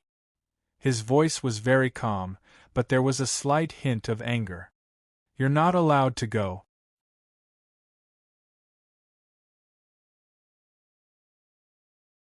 Chapter 166. You're not allowed to go. He Yan was stunned. After a moment, she asked, "Why?" Xiao Ju looked at her and curved her lips. Her tone was as sarcastic as ever. "Chu Xilan is one of Su Jingfu's people. He has ulterior motives for staying in the Liang province guard. You're too close to a spy. Do you also want to become one of Su Jingfu's people?" This was a serious accusation. He Yan repeatedly denied it. I'm not. Xiao Ju snorted coldly and ignored her. "Commander-in-Chief, of course I know that fourth young Master Chu has a special identity." He Yan's attitude was very sincere. "I promise that the things we talk about on a daily basis do not involve any of the secrets of the Liang Province Guard. Furthermore, I don't know any of the secrets of the Liang Province Guard. If fourth young Master Chu really has the intention of probing military affairs, I will avoid him." In her previous life, she was especially sensitive in this aspect. Xiao Ju really didn't need to worry about this. "Furthermore," He Yan continued, "if he really has ulterior motives for staying in the Liang Province Guard, I might be able to get some information out of him by getting close to him like this. It'll be beneficial to us." Xiao Ju glanced at her. "You're so stupid. I'm afraid that before you can get anything out of him, you'll be exposed first." He Yan, perhaps Jiang Jiao was wrong. There were more than just women in the world. Men also had a period of time every month when they were extremely irritable and didn't like anyone. In any case, Xiao Ju wouldn't let her go today. He Yan sighed inwardly and could only say, "All right, Commander-in-Chief, then I won't go look for him. However, I still need to inform fourth young Master Chu's servant girl. Otherwise, it wouldn't be good to miss an appointment for no reason." Xiang had spoken very seriously when she came. She hoped that there really wasn't anything urgent. Xiao Ju's expression was calm. "No need. In any case, you won't be seeing each other in the future." He Yan, Xiao Ju was a very straightforward person. It was getting late. Xiang came in from outside and closed the door. She walked to the man in front of the window and said in a low voice, "Fourth young master, the light in Miss He's room is off. He should be resting." When Chu Zhao heard this, he didn't look angry. He just shook his head and smiled. As expected. "It should be Military Governor Xiao who didn't allow it," Xiang said, "but he didn't even give us a heads up before breaking the appointment. That's really... Don't worry." Chu Zhao looked at the thrush hanging in the birdcage in front of the window. The bitter cold land actually became much more beautiful because of him, as if he had returned to the bustling countryside of Shuajing. He teased the bird for a while, then turned around and said, "The more nervous Xiao Huijin is, the more it proves one thing. He Yan is very different to him." The lamp on the table swayed gently, and his voice disappeared into the darkness. "She will become Xiao Huijin's weakness." The next day, He Yan went to the practice field for his daily training as usual. Xiao Ju was also present. Because Xiao Ju's mood was truly abnormal these past few days, He Yan didn't dare to slack off and trained especially hard. When it was noon and it was almost time to rest, Suddenly, Shun Han and a few others hurriedly ran over from the Liangzhou guard recruit. They ran to Xiao Ju's side and said, "Governor, Governor, people from the capital have come." These words were a bit loud, but the southern mansion soldiers didn't move. He Yen felt that it was a bit strange. Why would the capital suddenly come to the Liangzhou guard? Ever since they chased away Raida Muzi's Yudo last time, the Liangzhou guard had lived peacefully for half a year. Now that people from the capital had come, could it be that something big had happened? Xiao Ju had Tian Lang continue to train the new recruits while she followed Shun Han to the other side. After a while, Shun Han and Xiao Ju reappeared, followed by a large group of people. The leader was a eunuch wearing palace robes. He held a horsetail whisk in his hand and smiled kindly. Xiao Ju indicated to Tian Lang, and Tian Lang immediately had the southern mansion soldiers stop their daily training. The kind-looking eunuch took a step forward and said with a smile, "Which one of you is He Yen?" He Yen, who was called out, was startled. He stood up and saluted. "This one is indeed He Yen." The eunuch looked He Yen up and down. His gaze made one's hair stand on end. He Yen wasn't unfamiliar with this scene. He had experienced it before. He was immediately shocked. Could it be? The next moment, the eunuch said, "His Majesty has an imperial edict. Young Master He, please accept it." He Yen respectfully knelt down. He saw the person in front of him open the bright yellow imperial edict scroll and said in a long voice, "By the will of the heavens, His Majesty summons He Yen of the Liangzhou Guard. He is loyal, brave, and skilled in battle. He has repeatedly performed miraculous feats in the war at Yudo. I hereby confer upon him the title of Mu and Lang and give him a crown. I hereby announce this to the world. By the Emperor." He Yen was startled. Mu and Lang? Seeing that he didn't move, the eunuch reminded him, "Young Master He? Why aren't you accepting the edict and thanking him?" He Yen hurriedly kowtowed and accepted the edict. He was still puzzled. Why would His Majesty reward him at this juncture? On the surface, it seemed to be because of the Liangzhou Guard's war at Yudo and Jiang City. However, how did the palace find out about this? Xiao Ju probably wouldn't say anything. Even if it was Mu Hongjin, she would only tell him the truth. His Majesty wouldn't pay attention to a minor character like him, especially since he wasn't the main character in these two wars. Before he could clear his doubts, the eunuch smiled and cupped his hands at He Yen. "Congratulations, congratulations. Young Master, he is so young and promising. Your future will be limitless." He Yen smiled and returned his greeting. He looked at Xiao Ju. Xiao Ju's brows were slightly furrowed. She didn't seem to be happy with the current situation. He Yen understood that this matter was probably beyond Xiao Ju's expectations. Of course, the people from the capital wouldn't be here just to reward him. The main reason was to reward Xiao Ju, the main general. He rewarded her by carrying boxes of goods into the Liangzhou Guard. The soldiers of the southern prefecture were strictly trained. They didn't dare look askance. The recruits of the Liangzhou Guard had never seen such a scene before.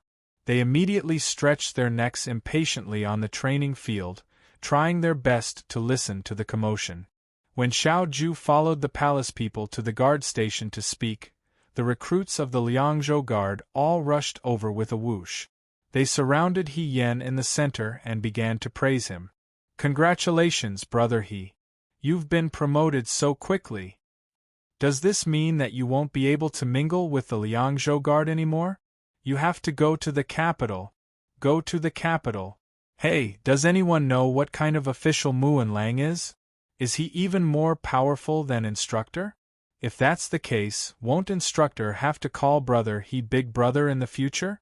I've already said that Brother He isn't ordinary. When I first saw Brother He, I knew that Brother He wasn't an ordinary person. It was only a matter of time before he became outstanding." "Bah, don't give me advice after the fact." The crowd was so crowded that He Yen couldn't even finish a sentence. It was only when Hong Shan saw that the situation wasn't good that he pulled her out of the crowd and ran wildly.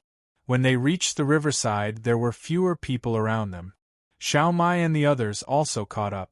Only then did He Yen have a gap. Congratulations. Hong Shan laughed loudly. You've finally gotten what you wanted. You've already completed half of your path to success. Huang Xiong twirled the prayer beads around his neck. It's already very fast.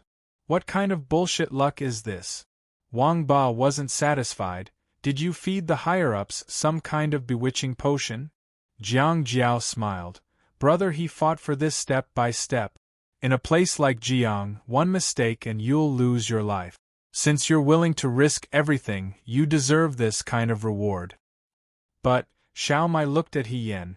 He Gu doesn't seem very happy. Everyone looked at He Yen. When the Liangzhou guards were fighting for the flag, He Yen acted as if he couldn't wait to immediately enter the Nine Flags battalion and make a name for himself. Now that he was promoted to an official, he didn't seem happy at all.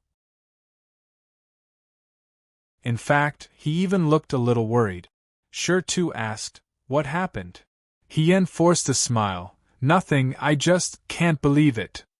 "Ha," Wang Ba sneered. "This is called a beggar who picked up money and went crazy with joy. What's there to be unhappy about? Don't be so pretentious." He Yen didn't say anything. In fact, she wasn't unhappy. She just felt a little strange. When she was Hirufei in her previous life, she relied on herself to fight for her merits step by step. That was why she knew how difficult it was to be promoted. Now that she was suddenly promoted to an official, it didn't make sense at all. Moreover, it just had to be Muan Lang.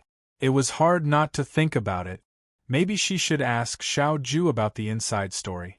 After talking to Hong Shan and the others, He Yen planned to go back to Xiao Ju and ask her what happened.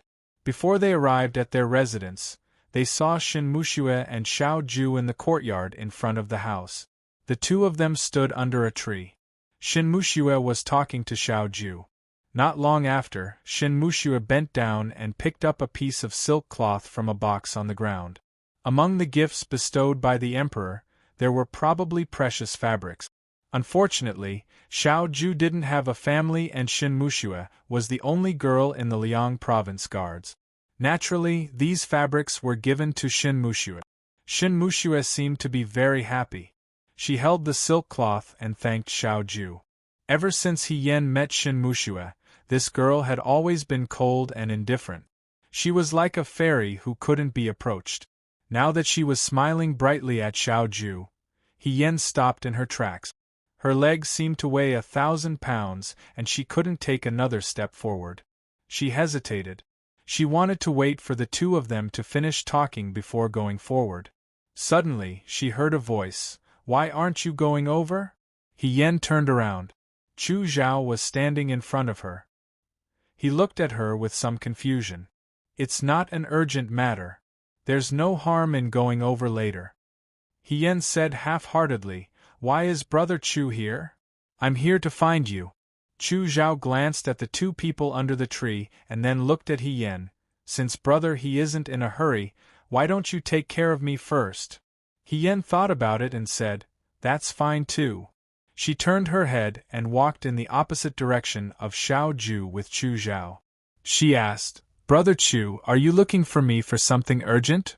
"It seems that Brother he is really busy with your daily training. You were so busy that you forgot about our agreement last night. Even now, you still haven't remembered." He Yen suddenly understood. She originally wanted to remember today. Who knew that after the imperial edict came down, she would forget about Chu Zhao. Hearing this, she apologized. "I'm sorry. I unknowingly fell asleep last night. Today I wanted to apologize to you, but it's just a joke." "Don't take it to heart," Chu Zhao smiled. "You're going to be an official today. Of course, you should be happy." He Yan's footsteps paused. "You also know?" "I found out yesterday." Seeing He Yan's confused expression, Chu Zhao said, "The people from the capital already sent me a letter yesterday. They said that they would arrive today. I came to find you last night to tell you about this. Thinking that you would suddenly be conferred, I thought it would be better to give you a heads up in advance so that you wouldn't be at a loss. I didn't think that you would fall asleep. However, looking at Brother you're still calm after being promoted. It seems that I worried too much. You said that the people from the capital sent you a letter yesterday? Yen looked at him. Why did they tell you? Even Xiao Ju probably didn't get the news in advance. Because, Chu Zhao looked into her eyes and smiled slightly, I was the one who asked His Majesty to confer Brother He as an official. It was actually him? Even though Yen had many guesses, she never thought of this possibility. She only asked, why is Brother Chu doing this? Chu Zhao continued to walk forward and said softly, when we were in Jiang City, you and I both personally saw the ferocity of the Yuchuo soldiers. Beside the canal, Brother He gave me clothes that could resist water and fire. I was very grateful. War was cruel, but Brother He was not afraid at all. I saw Brother He's bravery and fearlessness. Before this, I also heard about Brother He's fierce battle with Raidamuzi. For the great way to have a hero like Brother He, it is the great way's fortune. I don't know why Military Governor Xiao is not willing to promote you, but I think that if I can help Brother He build a career, I am very willing to help. These words didn't sound like there was anything wrong with them, but for some reason, Yen still felt that it was strange. After thinking, she said, but Brother Chu's actions really surprised me. You don't look like you're happy about being promoted? He asked. I was just at a loss for a moment. Chu Zhao looked at her. After a moment, he smiled. I thought you would be very happy. After all, after becoming an official, you are one step closer to Military Governor Xiao. Since you like him, you don't have to always be distressed about your status. Yen almost choked on her own saliva. She suddenly looked at Chu Zhao. What did you say? Brother He, don't you like Military Governor Xiao very much? Chu Zhao smiled gently and touched his nose. Otherwise, you wouldn't have to be so sad when you saw Dr. Shun and Military Governor Xiao together just now. I didn't. Yen instinctively retorted. Chu Zhao smiled but didn't say anything. He didn't force her to answer, but he also didn't go along with her words. For a moment, Yen was very depressed. She wondered if she had missed many details in the past few days. How could she see clearly all of them?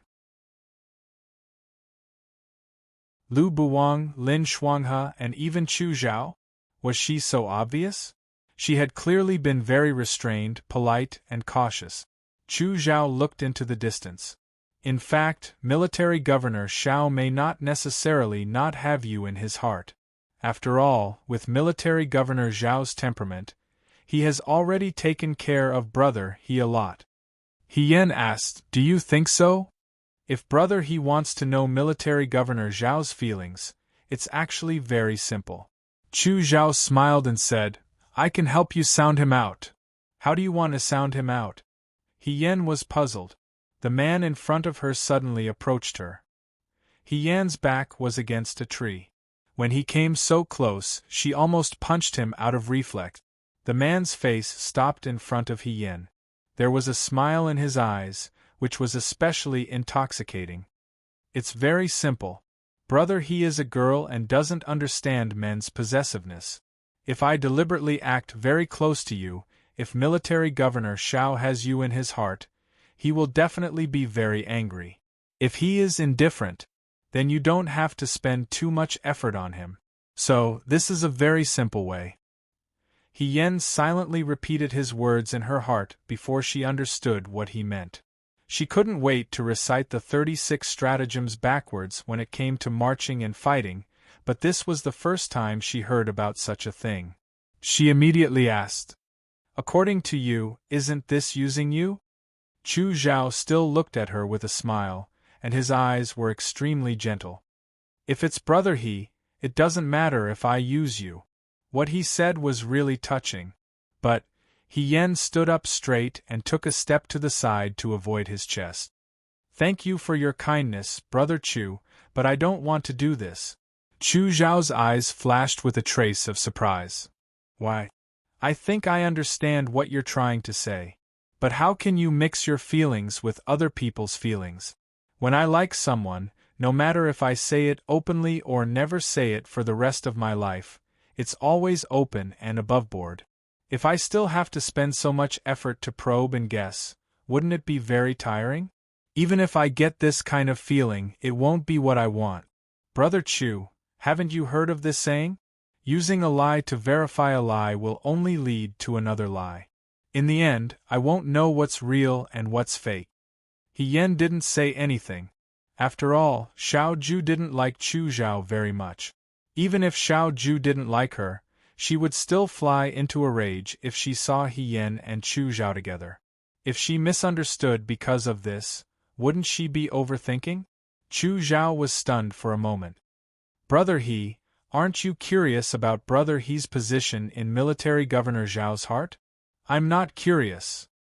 He Yan answered straightforwardly, and Chu Zhao didn't say anything for a while. Fourth young Master Chu, I've never wanted him to know. He Yan said, I don't plan to let him know in the future.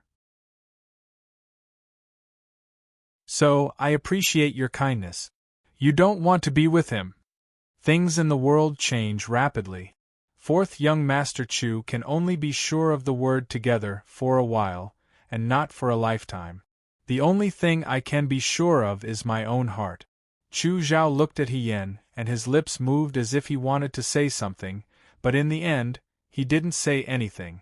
After a moment, he recovered his previous smile. Since this is Brother He's intention, I can't make a decision on my own. However, what I said just now will always be valid. If Brother He changes his mind one day and wants to use me, I won't refuse.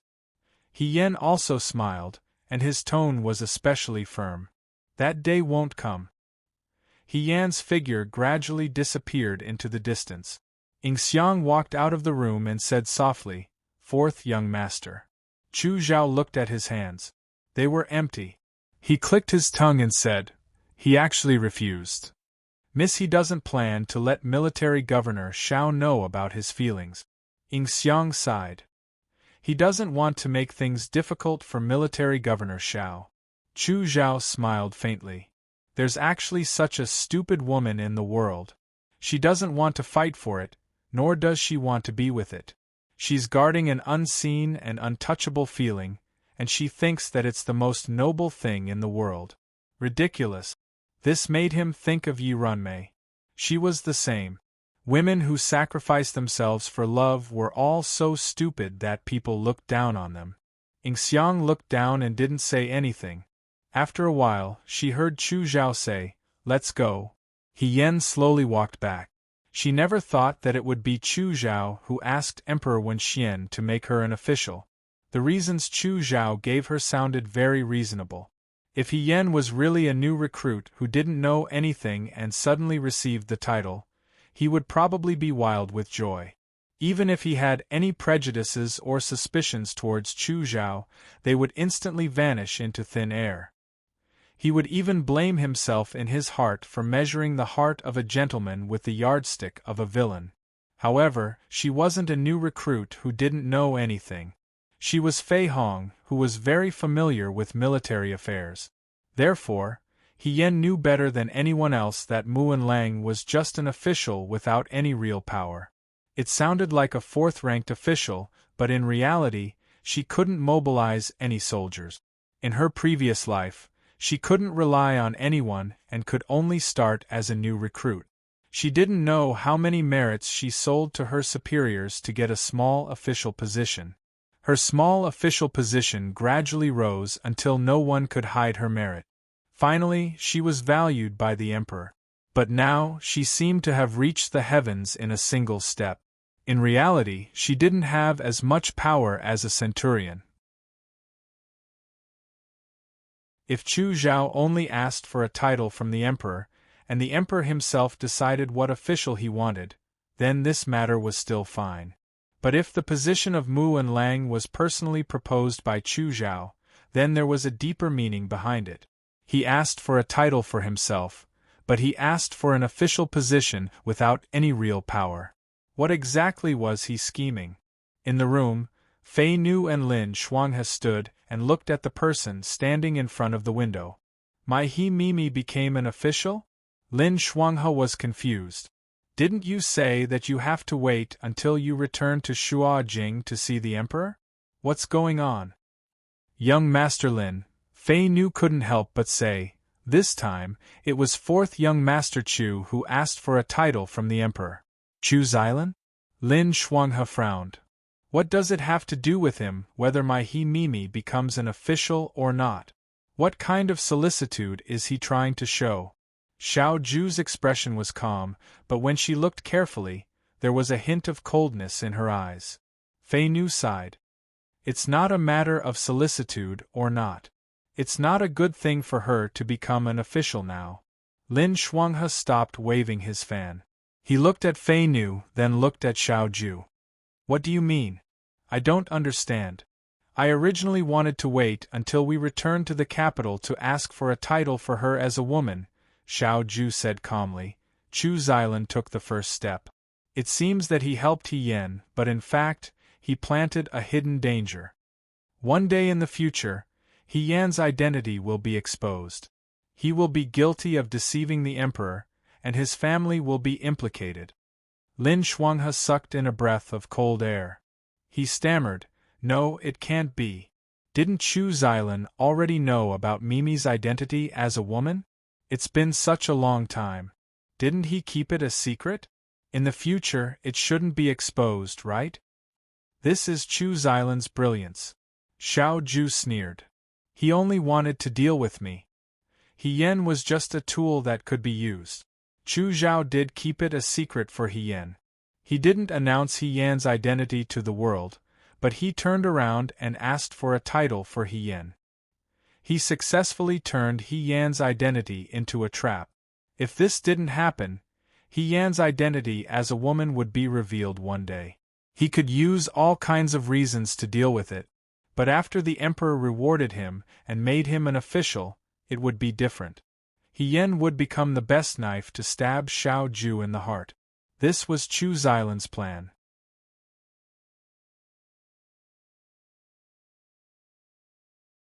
Chapter 167. The door was right in front of him. He Yan hesitated for a moment. In the end, he did not enter his own room. Instead, he walked to Xiao Ju's door and gently knocked on it.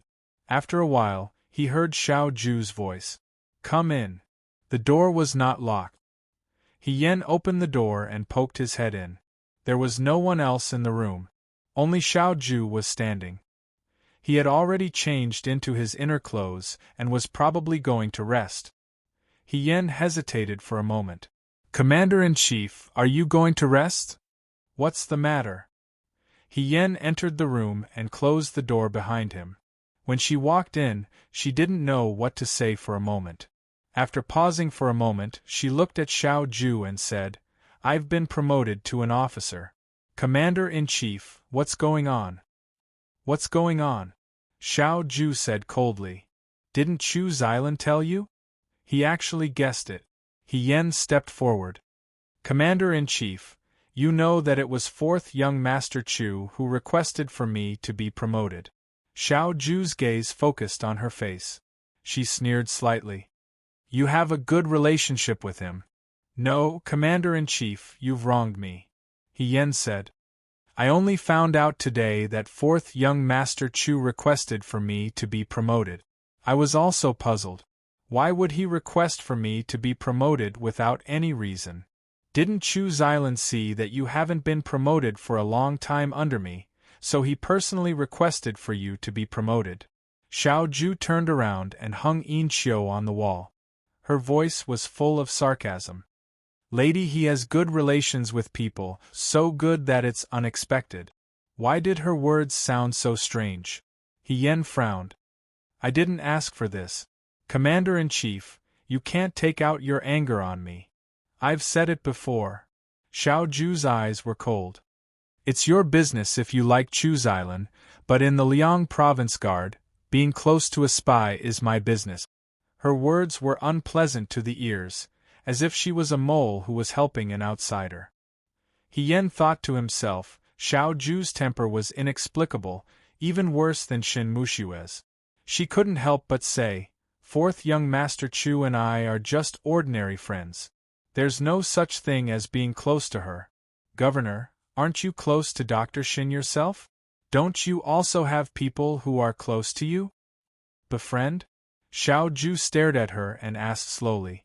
After a moment she smiled, but there was no warmth in her eyes.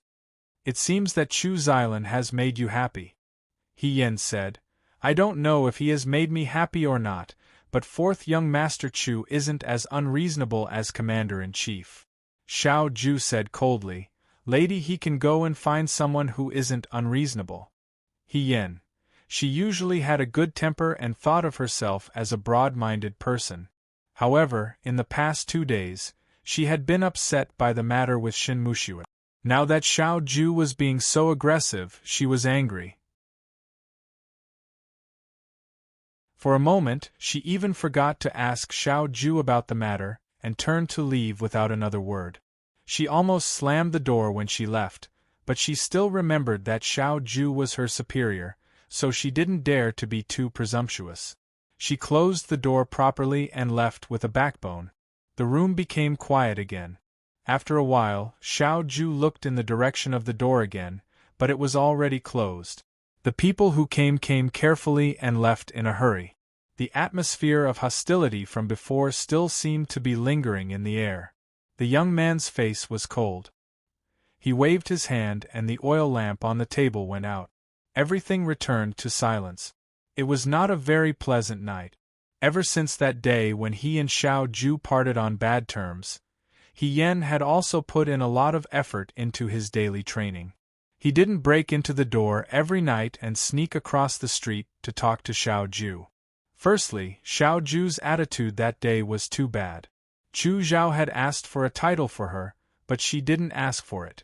She was also wary of Chu Zhao, but Xiao Ju vented her anger on her and said that she was a spy. He Yen was also angry. Secondly, for some unknown reason, she didn't know Shin Mushue's identity, but after knowing Shin Mushue's identity, she would see Xiao Ju and Shin Mushue every few days. It was only at this time that He Yen found out that the delicacies in Xiao Ju's food basket every day were all made by Shin Mushue.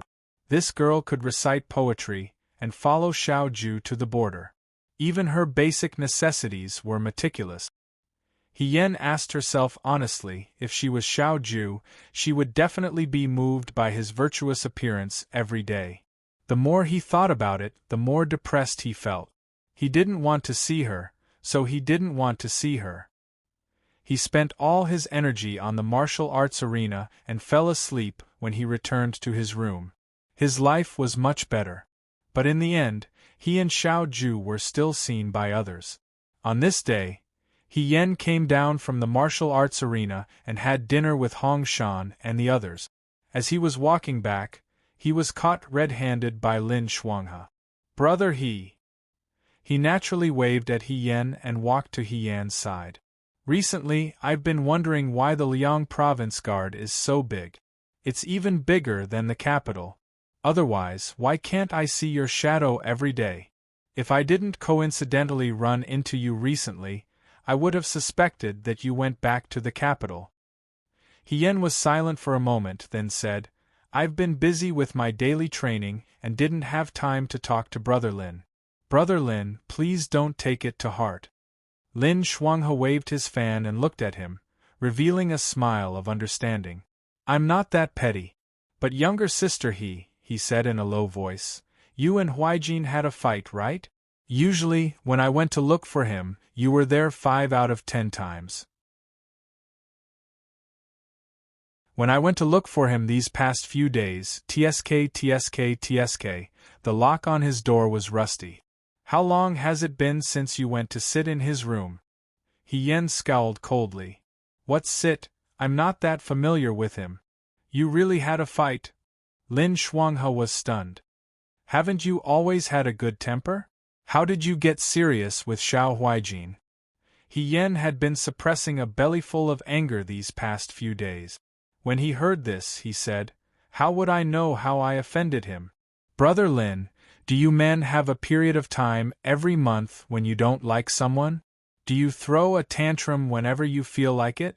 There's no reason for you to make trouble for no reason?" Lin Shuanghe rubbed his chin. "I only know that when a woman has her period every month, she'll be irritable and her temper will be rough. I don't know if men are the same. What kind of new illness is this?" He gave Yen a sidelong glance. Come. Tell me, how did Xiao Huijin make trouble for no reason?"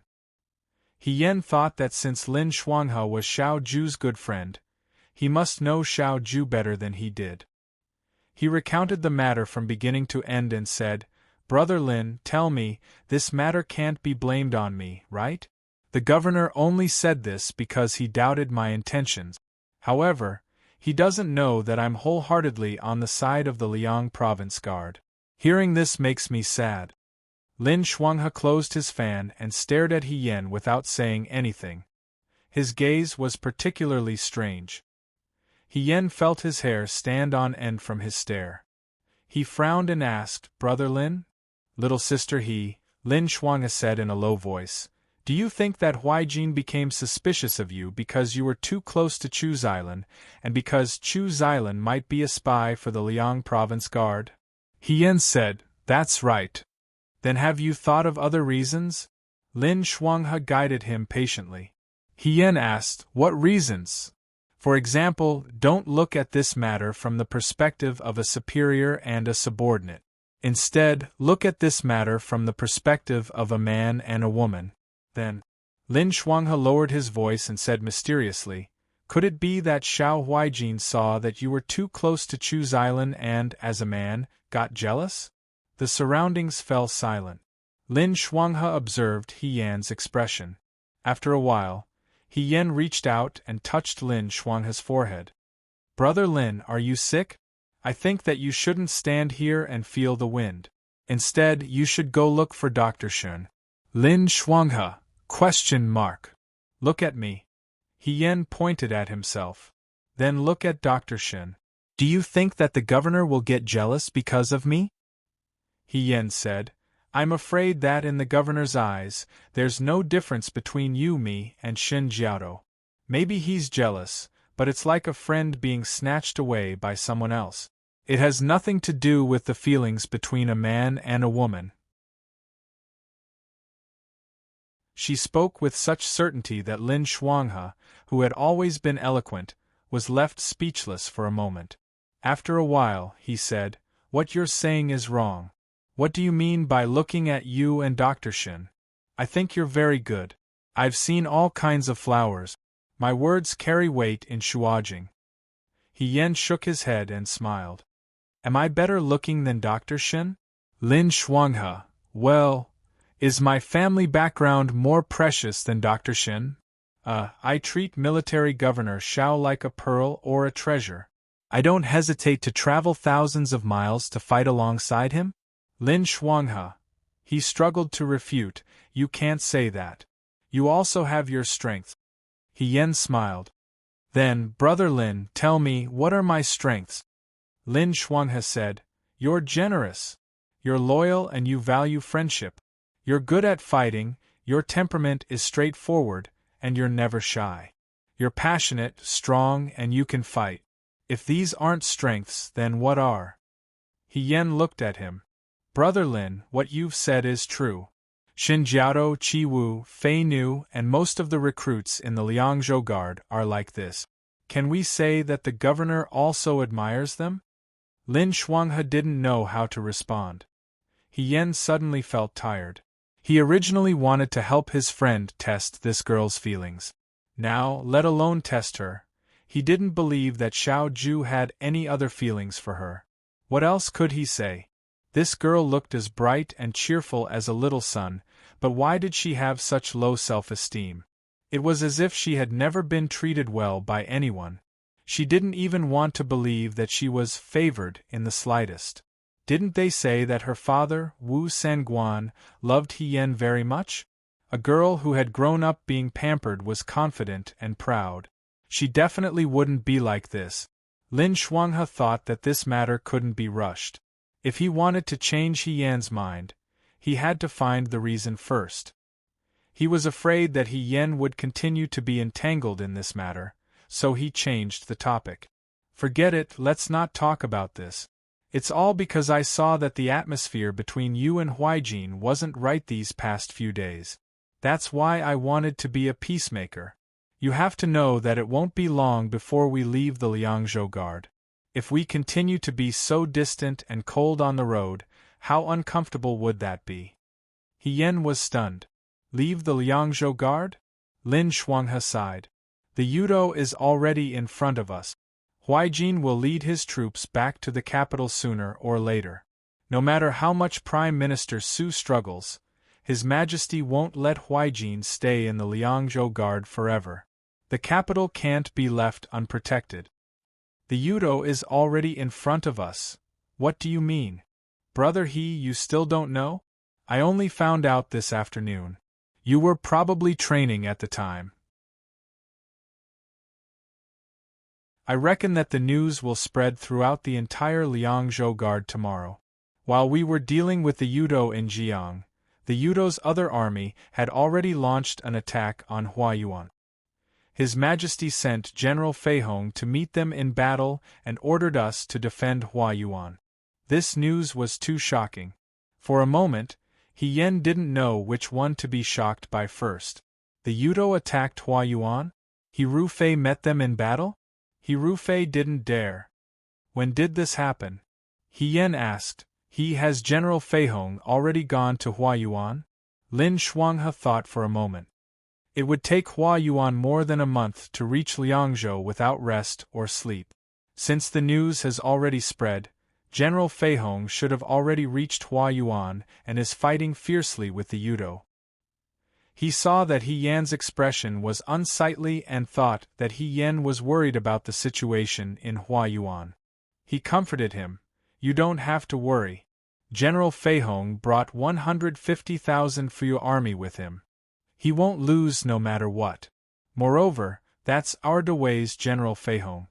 He Rufei is as famous as Xiao Huaijin. He has almost never lost a battle. Our 20,000 men in Jiang can already deal with 150,000 Yudo, let alone 150,000 Fuyue army. You also know that General Feihong is best at arranging troops and winning with fewer troops. He Yan didn't say anything. Lin Shuanghe looked at him strangely. Brother He? He Yan came back to his senses and looked at him. He said word by word, Brother Lin, in the next few days, if there's news from Huayuan, can you inform me immediately? Of course. Lin Shuanghe spun his fan. This isn't some military secret. If news from Huayuan comes, the entire Liangzhou Guard will know about it sooner or later. But why are you so nervous? You're sweating. Weren't you calm when we were in Jiang City and in such a disadvantageous situation? Could it be? He moved closer and stared at He Yan. You? He Yan's heart skipped a beat, but his expression remained calm. What? You don't trust General Feihong? Lin Shuanghe said seriously. Although you're closer to Huaijin, it's normal for you to favor your superior more. However, other than the fact that General Feihong likes to wear a mask and act mysterious, he's a first-rate expert in war. There's no doubt about that. You don't need to be so worried. If he didn't have any real skills, His Majesty wouldn't have appointed him as a general. He Yan didn't have the heart to listen to Lin Shuanghe's comforting words. He just said a few perfunctory words and left in a hurry. Lin Shuanghe looked at He Yan's back and muttered strangely, if He Rufei was here and saw his skills being doubted like this, he would probably vomit blood. He Yan didn't know whether He Rufei would vomit blood or not. She hurried back to her room and looked at the tightly shut door. She put her hand on the lock several times, but withdrew it every time. How was she going to tell Xiao Ju? He Rufei was a fake? Because the real General Feihong was in the Liang Province Guard? Huayuan was so far away from the Liang Province Guard. His Majesty had already dispatched the Fuyua army, so the Liang Province Guard's Southern Fufu army couldn't leave the city without permission. Moreover, how was she going to convince Xiao Ju to bring the Southern Fufu army to Huayuan? Was she going to say that He Rufei's 150,000 Fuya army couldn't defeat the Yudo? She was afraid that as soon as she said that, she would be arrested as a spy. He Yen grabbed the tea on the table and took a sip. The tea was already cold, but it calmed her down a bit. She never would have thought that Emperor Wenxian would send He Rufei to Huayuan. Back then, ever since He Rufei replaced her as General Feihong, other than occasionally showing his face in the capital's martial arts practice field, He Rufei had never truly led troops into battle again. This was because after the Western Chang and the Southern Barbarian Rebellion, the Dawei was peaceful and prosperous and didn't need to use troops. However, He Rufei had asked Emperor Wenxian for permission, saying that he had been seriously injured in the last battle and hoped to stay in Shuo to recuperate. Since He Rufei had asked to stay in Shuo, Emperor Wenxian was more than happy to oblige. Other people thought that He Rufei was smart and retreated in the face of danger. However, He Yen knew that young master he couldn't lead an army into battle. All these years, He Rufei had been recuperating outside of Shuo. She knew that He Rufei was good at fighting. Perhaps in order to be worthy of being General Feihong, he had read a lot of military books. However, there wouldn't be two identical leaves in the world. Strategies, military strategies, and habits couldn't be changed. He could fool them for a while, but he couldn't fool them forever. He Rufei's trusted aides would immediately realize that He Rufei was different from her when they went to the battlefield. He Rufei must have been worried about this, which was why he didn't lead an army into battle. However, the appearance of Yudo had disrupted all the peace. He Rufei was forced to go into battle.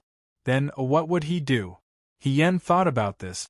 For some reason, she had a bad feeling about this. She knew that He Rufei couldn't lose the battle. With so many Fuyua army, if he lost, it would tarnish General Feihong's reputation. With the cunning He family, they wouldn't let go of the benefits in their hands. However, if he won, he would be suspected by General Feihong's trusted aides. If He Yen was near Huayuan right now, she would immediately rush to the battlefield. Unfortunately, she was far away in Liangzhou. He Rufei might have already crossed swords with the Yudo. She was deeply worried and sick at heart, but she didn't have the strength to do anything. He Yen told herself to calm down. There must be a way to solve this problem. The most important thing right now was to find information about Huayuan and then make plans. Just as Lin Shuang has said, the news of the Yudo entering Huayuan spread throughout the entire Liangzhou Guard the next day. The men of the Liangzhou Guard were all fired up. One after another, they said, those Yudo came to the Liangzhou Guard once before. At that time, everyone was still new recruit.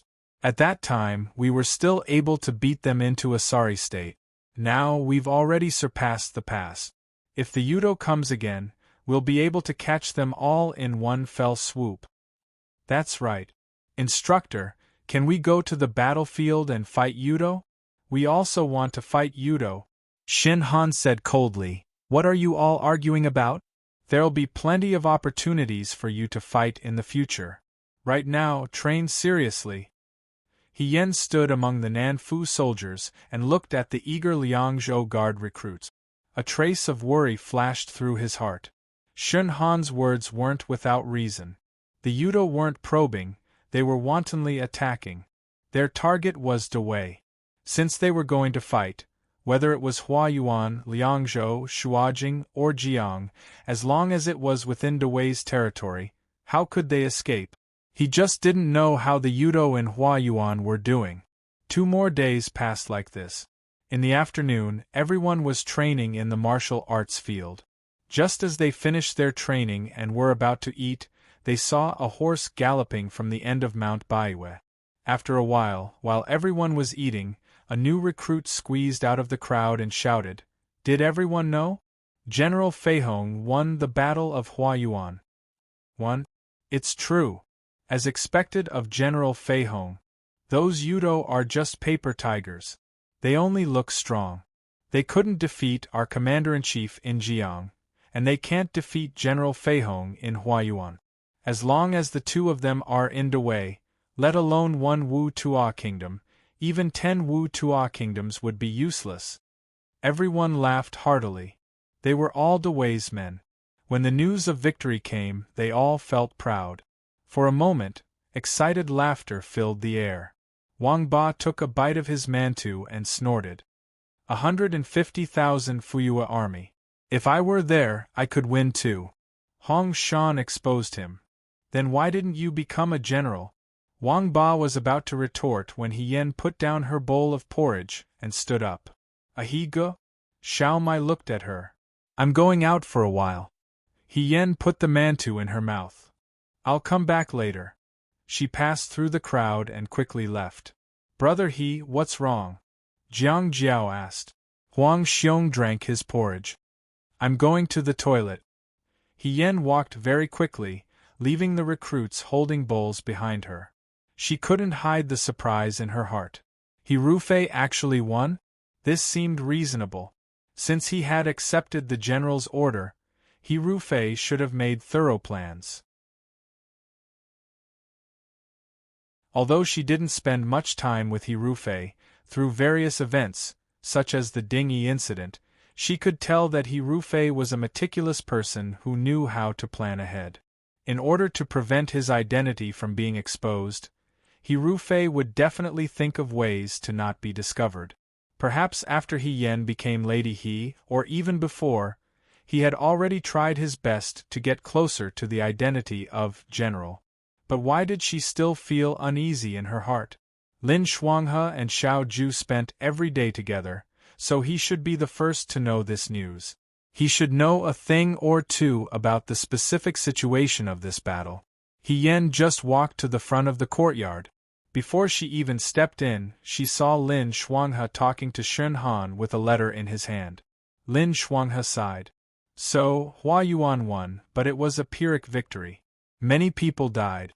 In General Fei Hong's military career, this should be the first time this has happened.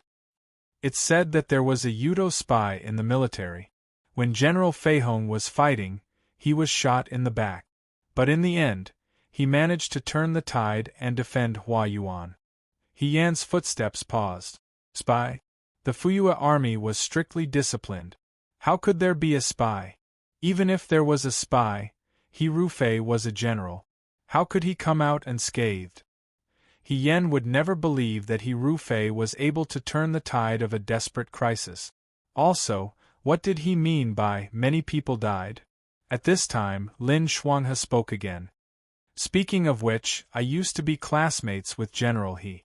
Although he can be a little stubborn sometimes, he's not a bad person. After suffering such a blow, he must be feeling very sad. Shen Han sighed. After all, they were all his trusted subordinates who had been by his side for many years. No one would be indifferent to the fact that they were all wiped out in a battle. He Yen felt as if he had been struck by lightning. You're tuning in to the Phoenix Knights YouTube channel.